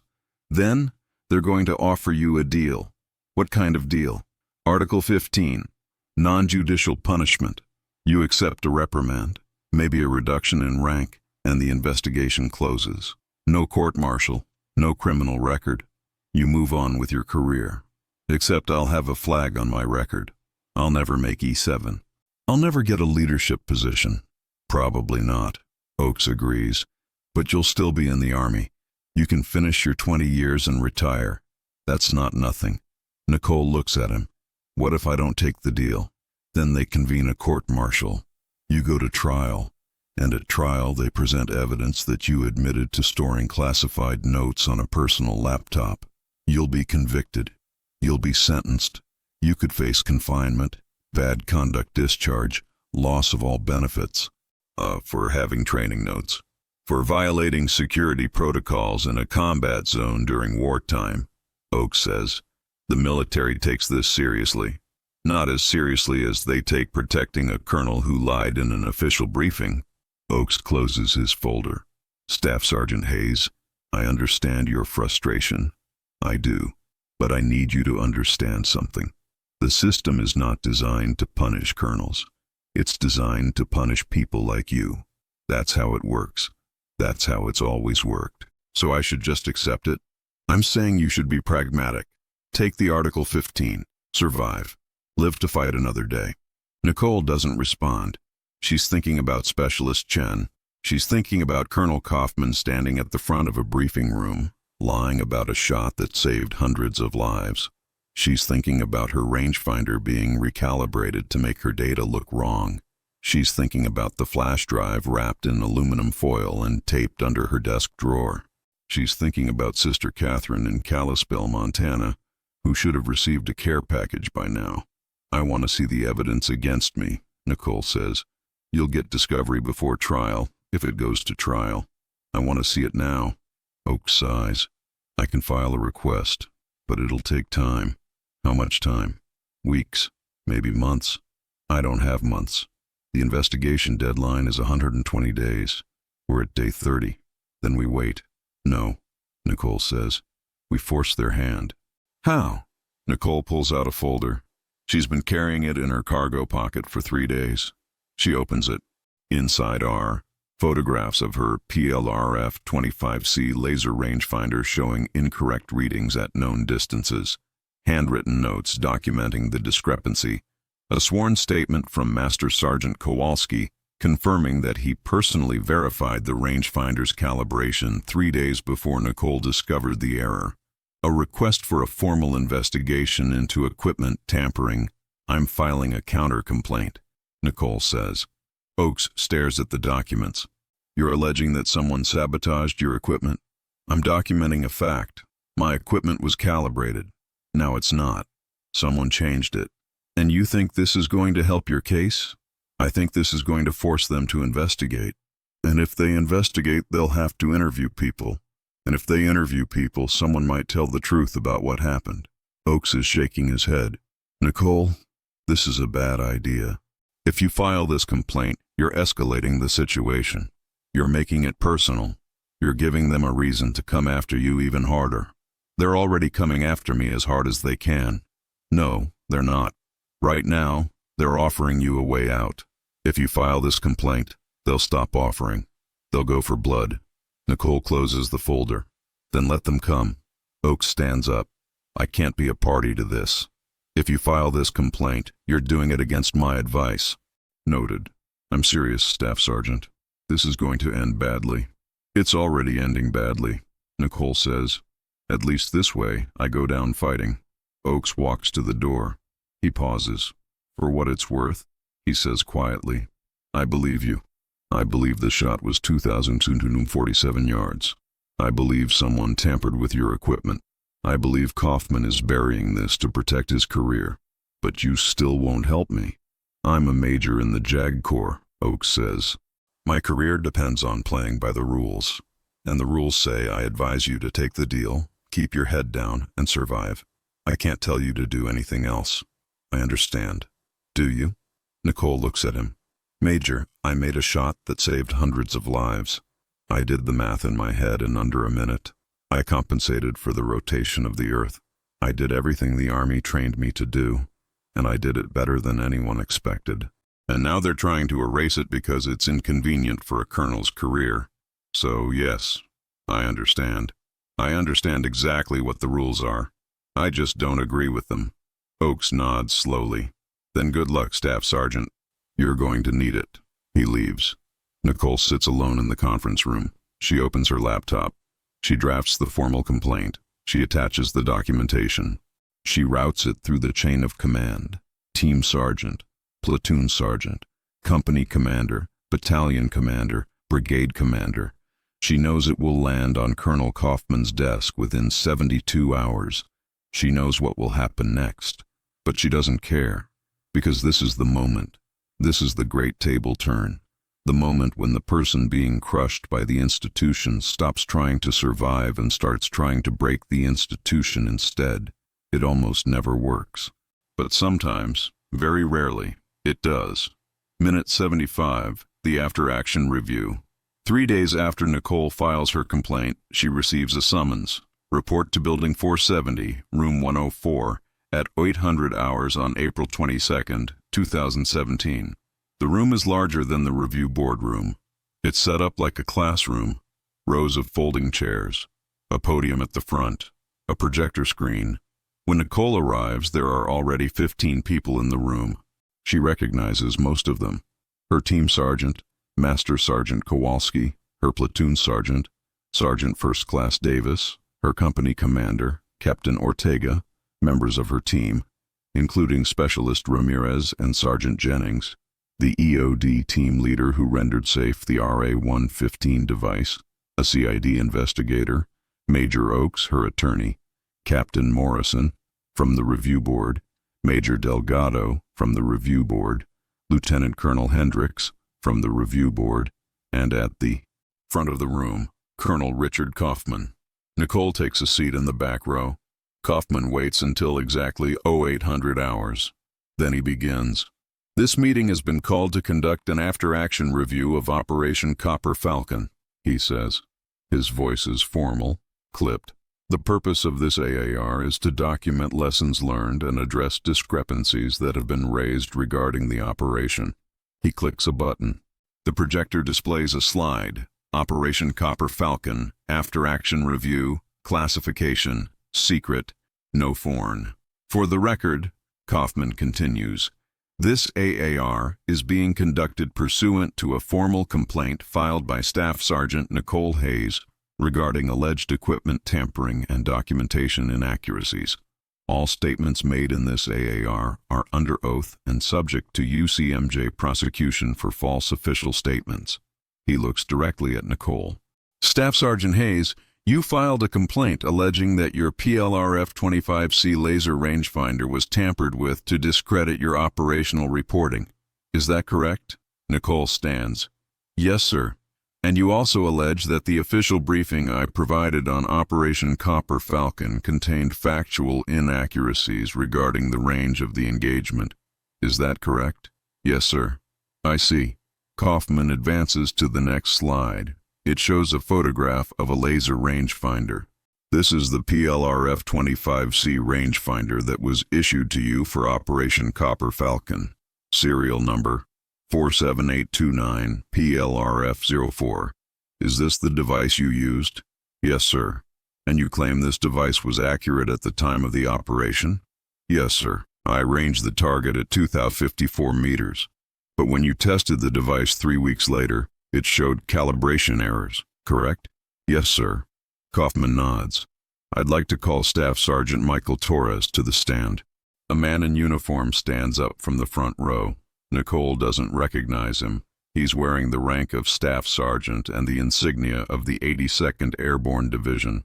Staff Sergeant Torres, Kaufman says, can you please state your current assignment? Yes, sir. I'm assigned to the Precision Measurement Equipment Laboratory at Fort Bragg. I specialize in optical and laser measurement device calibration. And did you recently examine PLRF-25C serial number 47829 PLRF-04? Yes, sir. I was asked to conduct a forensic calibration analysis. Can you explain what that means? Yes, sir.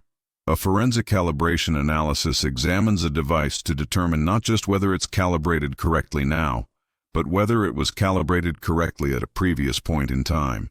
We do this by examining internal calibration logs, wear patterns on optical elements, and firmware version histories. And what did your analysis reveal? Torres pulls out a folder. Sir, the device in question has an internal calibration log that records every time it's powered on and every range measurement it takes. The log shows that on February 9, 2017, the date of Operation Copper Falcon, the device recorded a calibration check at 600 hours. The check showed the device was within specification. However, the log also shows that the device was experiencing drift in its optical alignment due to environmental stress. Environmental stress? Kaufman prompts. Yes, sir. The device had been subjected to temperature fluctuations and physical shock consistent with field use in austere environments. Over time, this caused the internal laser alignment to shift approximately 1.2%. So the device was becoming less accurate over time? Yes, sir.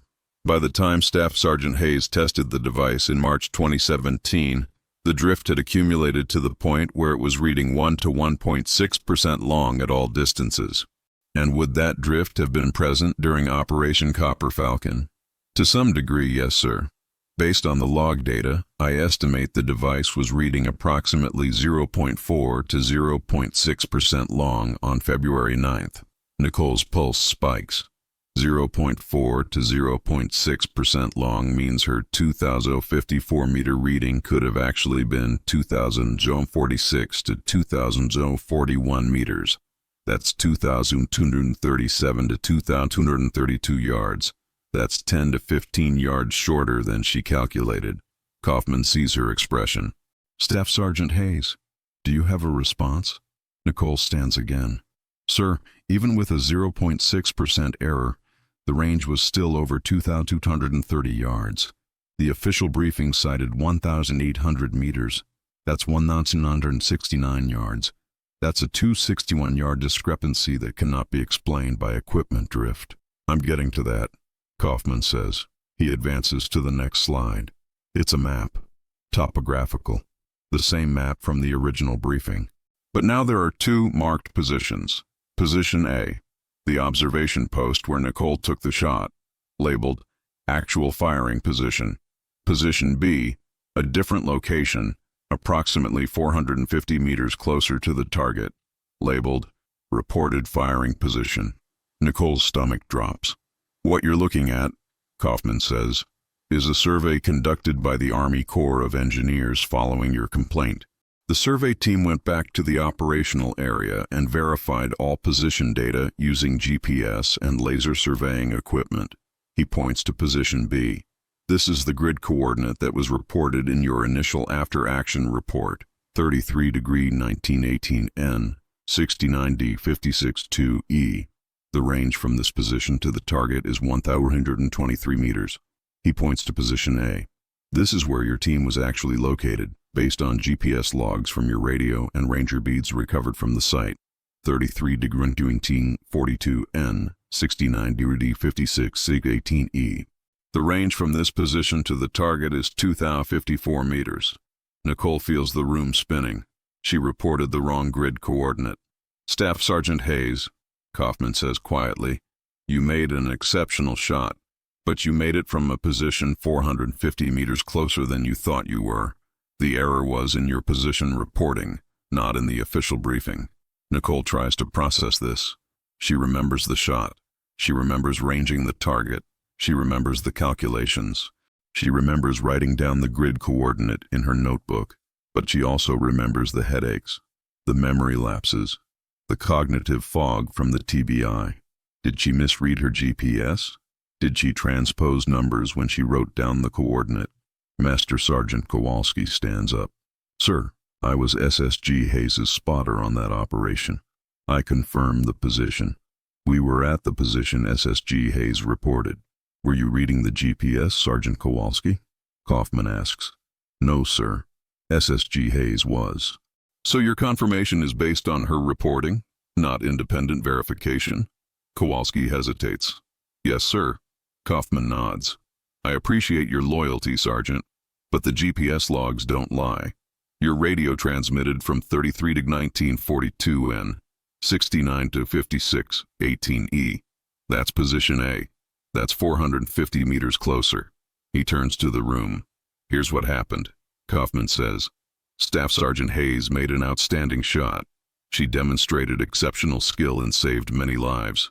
However, due to a clerical error in position reporting, likely caused by the stress of combat operations, she reported the wrong location.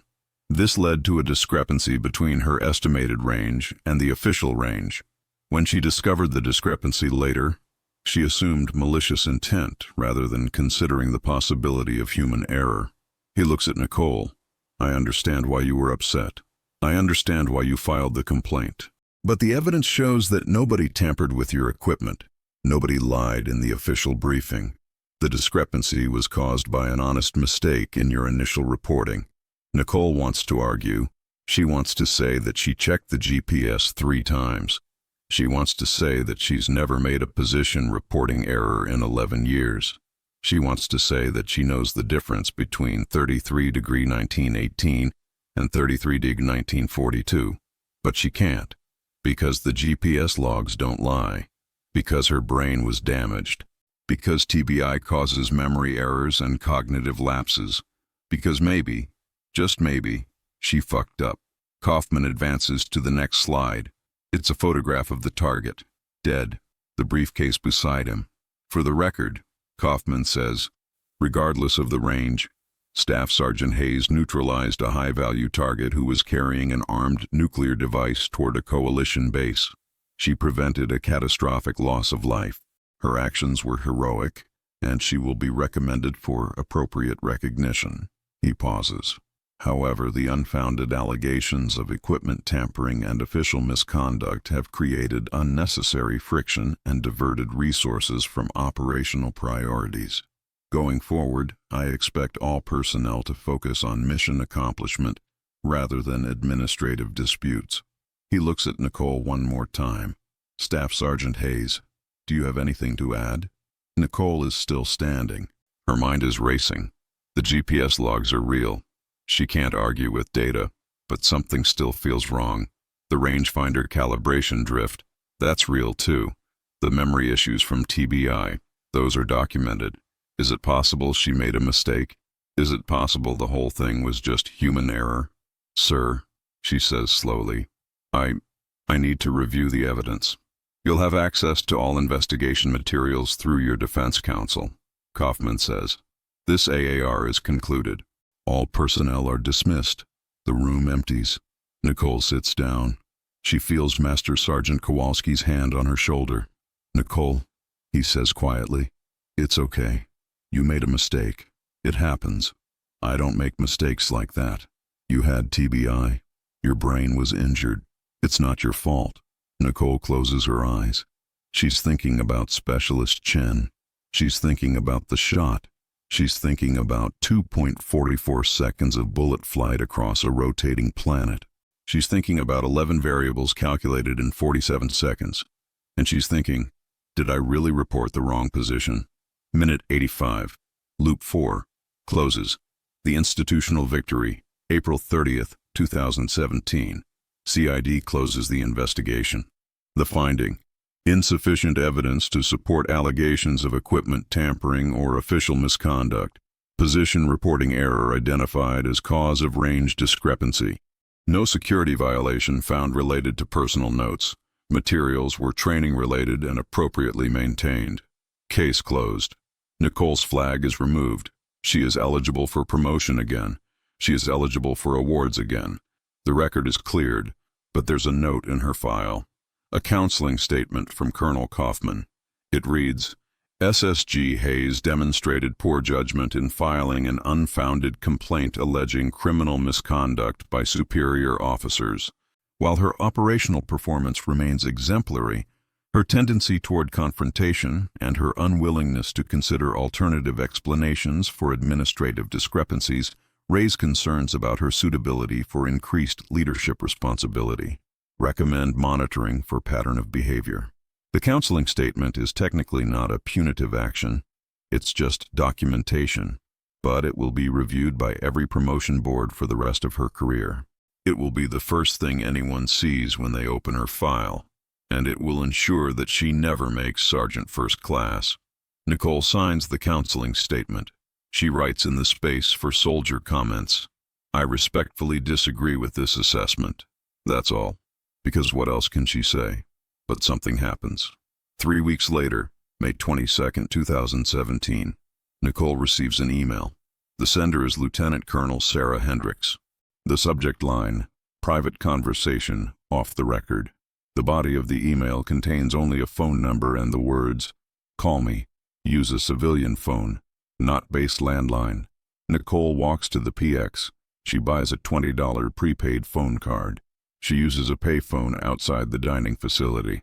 Hendricks answers on the second ring. "Staff Sergeant Hayes," she says. "Thank you for calling. Ma'am, what is this about?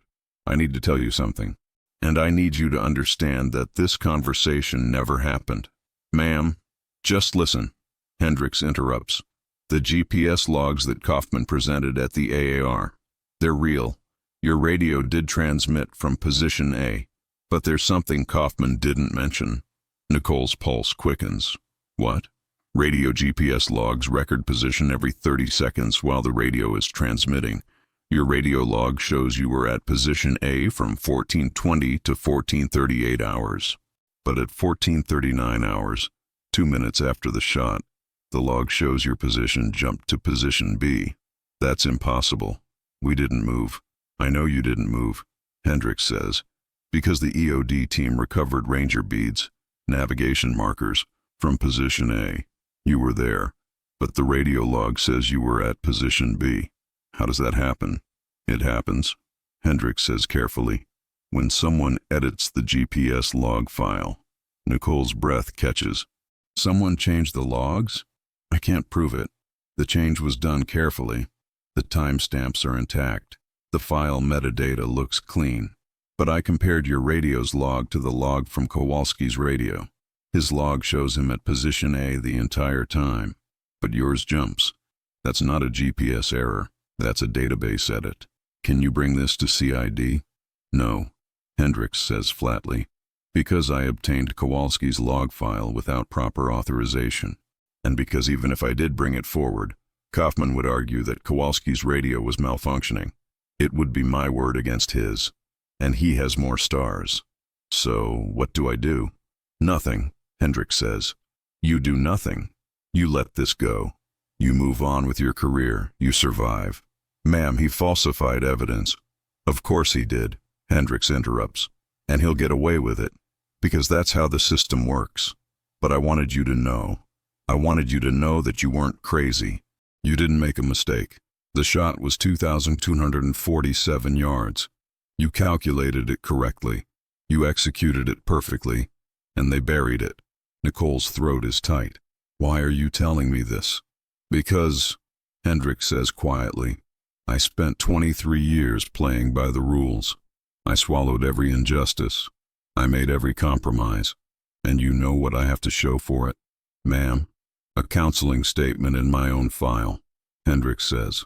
"From 3 years ago, from a different colonel, for a different reason, but the same pattern. I questioned his decision. I pointed out flaws in his plan. I saved lives, and he documented me for insubordination." She pauses. "I told you to let it go. I told you to survive. But the truth is, surviving isn't enough, because even if you play by the rules, they'll still find a way to bury you. So what's the alternative?" "There isn't one," Hendricks says. "That's what I'm trying to tell you. The institution always wins. Always. But at least now you know. You weren't wrong. You were right. And that matters. Even if nobody else knows it." The line goes quiet. Then Hendricks says, "I'm retiring next year. I've got my 20. I'm done. But you're young. You've got years left. So here's my advice. Get out. Do your 20 and get out. Don't waste your life fighting a system that doesn't want you to win. Ma'am, I'm a ranger. I can't just..."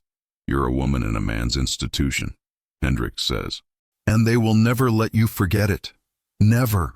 You can be the best sniper in the army. You can save hundreds of lives. You can calculate the Coriolis effect in your head while your brain is damaged from TBI. And they will still find a way to minimize you, to erase you, to bury you. She pauses. I'm sorry, Nicole. I really am. But that's the truth. The call ends. Nicole stands there with the phone in her hand. She's thinking about the GPS logs. She's thinking about database edits. She's thinking about Specialist Chen and Corporal Vickers and Sister Catherine in Montana. She's thinking about a flash drive wrapped in aluminum foil. She's thinking about the truth, and she's thinking, the institution always wins. June 2017. Nicole Hayes requests a transfer. She's done with the 75th Ranger Regiment. She's done with Colonel Kaufman. She's done with Building 470 and review boards and GPS logs that lie. She requests assignment to Fort Benning as a sniper instructor. The request is approved. In August 2017, she reports to the United States Army Sniper School. Her job, teach the next generation of Army snipers how to make impossible shots. She teaches them about exterior ballistics, wind reading, atmospheric effects, equipment maintenance, mathematical calculation under stress. And yes, she teaches them about the Coriolis Effect. She stands in front of a classroom of 20 students, all male, all younger than her, and she explains, the Earth is rotating at approximately 1,040 miles per hour at the equator. At our latitude here in Georgia, about 32 degrees north, it's rotating at about 884 miles per hour. When you take a long-range shot, your bullet is in flight for multiple seconds. During that time, the Earth continues to rotate beneath the trajectory. This causes deflection. The amount depends on your latitude, your direction of fire, and your time of flight. She writes on the whiteboard, deflection, 2 xox sin L, x vxt. This is the formula. Omega is Earth's angular velocity. Lambda is your latitude. V is your bullet's velocity component in the north-south direction. T is time of flight. She pauses. At 2,000 yards, shooting north at 33 degrees latitude, the Coriolis deflection is approximately 7 inches to the right. That's not huge, but it's the difference between a hit and a miss. A student raises his hand. Instructor, have you ever actually had to use this in combat? Nicole hesitates. Then, yes. How far was the shot? Classified. Did you hit? Nicole looks at him. I'm standing here teaching you, aren't I? The class laughs. But Nicole isn't laughing.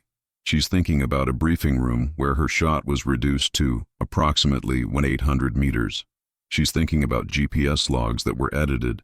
She's thinking about 4 minutes and 17 seconds on a timer. And she's thinking, they erased it. But I still know the truth.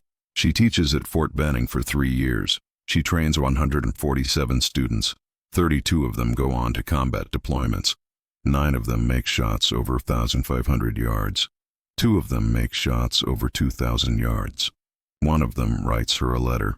Instructor Hayes, I made a 2,100-yard shot in Syria last month. Used your formula for Coriolis. It worked. Target down. Mission success. I don't know if you ever made a shot like this yourself, but thank you for teaching me how. SGT, Marcus Webb. Nicole keeps the letter. She doesn't respond, because what would she say? I made a 2,247-yard shot and they buried it. I calculated 11 variables in 47 seconds and they called it 1,800 meters. I saved hundreds of lives and they gave me a counseling statement. No, she doesn't say any of that.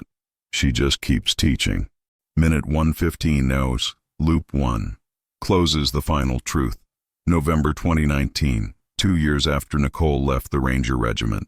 A Pentagon clerk named David Reeves is doing routine file maintenance. He's digitizing old classified documents. He comes across a folder. Hayes, Nicole M., SSG, 75th RGT. He opens it. He sees, file corrupted. He thinks, corrupted files should be deleted per policy. He begins the deletion process, but something makes him pause. There's a subfolder labeled AAR, Original Submission. He opens it. Inside is Nicole's original after-action report from Operation Copper Falcon, the one she submitted on February 10, 2017. Before the corrections, he reads it. Range, 2,247 yards. Confirmed via PLRF-25C. Serial, 47829 PLRF-04. Position, 33°1942N, 69°56, C18. E-target, HVI copper. Confirmed neutralized at 1437 yards conditions. Wind 14 to 22 mph, NW. Temp 47 degf. Alt, 6,890 FT. Corrections applied. Elevation 20.6 mils. Windage 9. 2 mils left. Total correction package included Coriolis compensation, spin drift, Magnus effect, barometric pressure, temperature delta, scope cant, and target lid. Confidence level, 73%. Result, first round impact, target neutralized, package secured. He compares it to the official briefing record. Range, 1,800 meters. Survey verified. Position, 33°19, 18 N, 69°56. 02. E-target, neutralized via precision fire. Conditions, favorable result, successful engagement. The discrepancy is obvious. David Reeves is a clerk. He's GS7. He's been working at the Pentagon for 4 years. He knows how to follow rules. The rule is delete corrupted files. But he hesitates. Because he served. He was Army. He was infantry. He deployed to Iraq in 2009. He knows what it means when files get corrupted. He knows what it means when someone's achievements get erased. He makes a decision. Instead of deleting the file, he makes a copy. He saves it to a personal USB drive. Then he marks the original file as pending review instead of corrupted. 3 days later, his supervisor asks why he flagged the Hayes file. David says, "There appears to be a discrepancy between the initial AAR and the final briefing record. I thought it should be reviewed before deletion." His supervisor says, "Delete it. The official record is what matters." David says, "Yes, sir." He deletes the file from the system, but he keeps the copy on his USB drive. He takes it home. He puts it in a desk drawer. He doesn't know why. He just keeps it. 2 years later, January 2021, David Reeves reads a news article. First woman completes Army Ranger School, breaks barriers in elite program. The article talks about gender integration in combat roles. It talks about the challenges women face in the military. It talks about how institutions sometimes resist change. David thinks about the file on his USB drive. He thinks about Staff Sergeant Nicole Hayes. He thinks about 2,247 yards. He makes another decision. He contacts a journalist, a reporter from the New York Times who covers military affairs. He says, "I have documentation of a combat operation that was deliberately misrepresented in official records. I think you should see it." The reporter says, "Can you verify this documentation?" David says, "The original file was deleted from Pentagon servers, but I have the initial after-action report. It's dated and stamped. It contains specific technical details that can be verified against equipment logs and EOD reports." The reporter says, "Send me what you have." David sends it. Encrypted email, the full file, Nicole's handwritten ballistics calculations, photos of her rangefinder display, the EOD report showing the armed device with 004 Pasfantine on the timer. Everything. The reporter spends 3 months investigating. She files FOIA requests. She interviews people who were there. She finds Master Sergeant Kowalski, retired, now working as a contractor. She finds the EOD team leader, still active duty, speaks on condition of anonymity. She finds Nicole Hayes, now Sergeant First Class Hayes, still teaching at Fort Benning. Nicole doesn't want to talk. "It's in the past," Nicole says. "I've moved on." "But don't you want people to know the truth?" the reporter asks. "The truth," Nicole says carefully, "is that I did my job. That's enough. The official record says 1,800 meters. Your initial report says 2,247 yards. That's a huge discrepancy. The official record is what it is. But it's not accurate. Nicole is quiet for a long moment. Then, "Ma'am, I appreciate what you're trying to do, but I'm still active duty. I still have 12 years until retirement. I still have a career to protect. If I talk to you, if I go on record contradicting the official version, they'll find a way to punish me. They always do. So you're just going to let them bury the truth?" "The truth," Nicole says, "is that I made the shot. I know it. The people who were there know it. That's enough for me." The reporter writes the story anyway. It's published on April 15th, 2021. The shot the Army tried to erase, how a female sniper's record-breaking achievement was buried to protect a colonel's career. The article is 8,000 words. It's detailed. It's sourced. It names Colonel Richard Kaufman, now Brigadier General Kaufman. It describes the GPS log edits. It quotes anonymous sources who were part of the operation. It includes Nicole's handwritten ballistics calculations, verified by civilian ballistics experts. The article goes viral. It gets 2.3 million views in the first week. Congress requests an investigation. The Army Inspector General opens an inquiry. Kaufman is placed on administrative leave pending the outcome. Nicole is contacted by Army Public Affairs. They want her to make a statement. They want her to do interviews. They want her to be the face of the story. She declines. "I have no comment," she tells them. "I did my job. That's all." But privately, she calls Sister Catherine in Montana. "Sister," Nicole says, "do you still have that package I sent you in 2017? "Yes, dear. It's in the archives." "Why? Can you send it to this address?" She gives Sister Catherine the address of her attorney. The package arrives 3 days later. Inside is the flash drive, the backup of everything. Nicole's insurance policy. The Army IG investigation takes 14 months. The findings, released in June 2022, substantial evidence supports the conclusion that initial reporting from Operation Copper Falcon was accurate, and that subsequent modifications to official records were made without proper authorization or justification. Specific findings include: 1. GPS log files from SSG Hayes's radio show evidence of post-incident editing. Comparison with redundant GPS logs from other team members' equipment confirms that SSG Hayes's position was 33°19'42'N, 69°56'18'E, not 33°19'18'N, 69°56'02'E as later reported. 2. The actual range of engagement was 2,247 yards, 2,054 meters, not 1,800 meters as cited in official briefings. 3. PLRF 25C laser rangefinder serial 47829, PLRF 04, shows evidence of intentional recalibration between 09 FEB 2017 and 01 MR 2017. The recalibration was not documented in equipment logs and appears to have been done to introduce measurement errors. 4. Colonel, now Brigadier General, Richard Kaufman exercised inappropriate influence over official record-keeping and after-action reporting to minimize accomplishments that would have drawn attention to his prior command failures, specifically Operation Iron Prophet in November 2016. 5.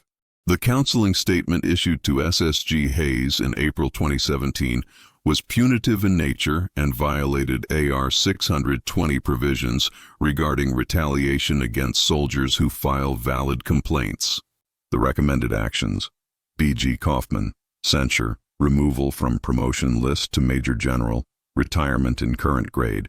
LTC Hendricks, letter of reprimand for failing to report evidence of misconduct. CPT Morrison and MAJ Delgado, letters of admonishment for improper conduct during administrative review, and for Nicole Hayes, all adverse administrative actions rescinded, promotion to Sergeant First Class, with back pay and retroactive service date, Army Commendation Medal, Valor. 4. Actions during Operation Copper Falcon, official correction to her personnel file recognizing the 2,247-yard shot. The Army holds a ceremony at Fort Benning. The commanding general presents Nicole with her Sergeant First Class rank insignia. There are speeches, there are photographs. There is recognition. Nicole stands at attention while a colonel she's never met reads a citation for exceptionally meritorious service and demonstrated technical proficiency during combat operations in Afghanistan. Sergeant First Class Hayes executed a precision engagement at extreme range under adverse conditions, neutralizing a high-value target and preventing the detonation of an improvised nuclear device that would have resulted in catastrophic loss of life. Her actions exemplify the highest standards of the Ranger Regiment and the United States Army. The ceremony ends. Nicole is approached by a young female lieutenant. Sergeant First Class Hayes, the lieutenant says, "I just wanted to say, thank you. Your story is why I joined the infantry. You proved we can do this." Nicole looks at her. She's thinking about Specialist Chen. She's thinking about Corporal Vickers. She's thinking about Lieutenant Colonel Hendricks telling her to survive. She's thinking about David Reeves keeping a copy of a file that was supposed to be deleted. She's thinking about the New York Times article that changed everything. And she's thinking about the real lesson of Operation Copper Falcon. Not the ballistics, not the calculations, not even the shot itself. The real lesson is this: extreme ownership means owning not just your successes, but the truth, even when the institution tries to bury it, even when it costs you everything, even when it takes 5 years for justice to arrive. "Lieutenant," Nicole says quietly, "the shot was 2,247 yards. They tried to call it 1,800 meters. They tried to erase it. But I knew the truth, and I held on to it. Not because I wanted recognition, but because the truth matters." She pauses. "Don't let them take your truth. Ever. No matter what it costs." The lieutenant nods. Nicole walks away. She's done. She's served 20 years. She's taught hundreds of students. She's made the most technically perfect shot in modern military history. And she's won a fight with an institution that always wins. Almost always. She retires in 2023. She moves to Montana. She works at the VA hospital in Kalispell. She helps veterans with TBI navigate the disability claims process. She never talks about the shot. But sometimes, late at night, she pulls out a notebook. The same notebook she used in Afghanistan. She looks at the calculations. Range, 2247 YDs. Coriolis, +7. 2 inches right time of flight, 2.44 seconds. Confidence, 73%. And she smiles, because she knows she calculated the rotation of the Earth. She compensated for 11 variables. She made the shot. And no matter what they tried to do, they couldn't erase that. The truth survived.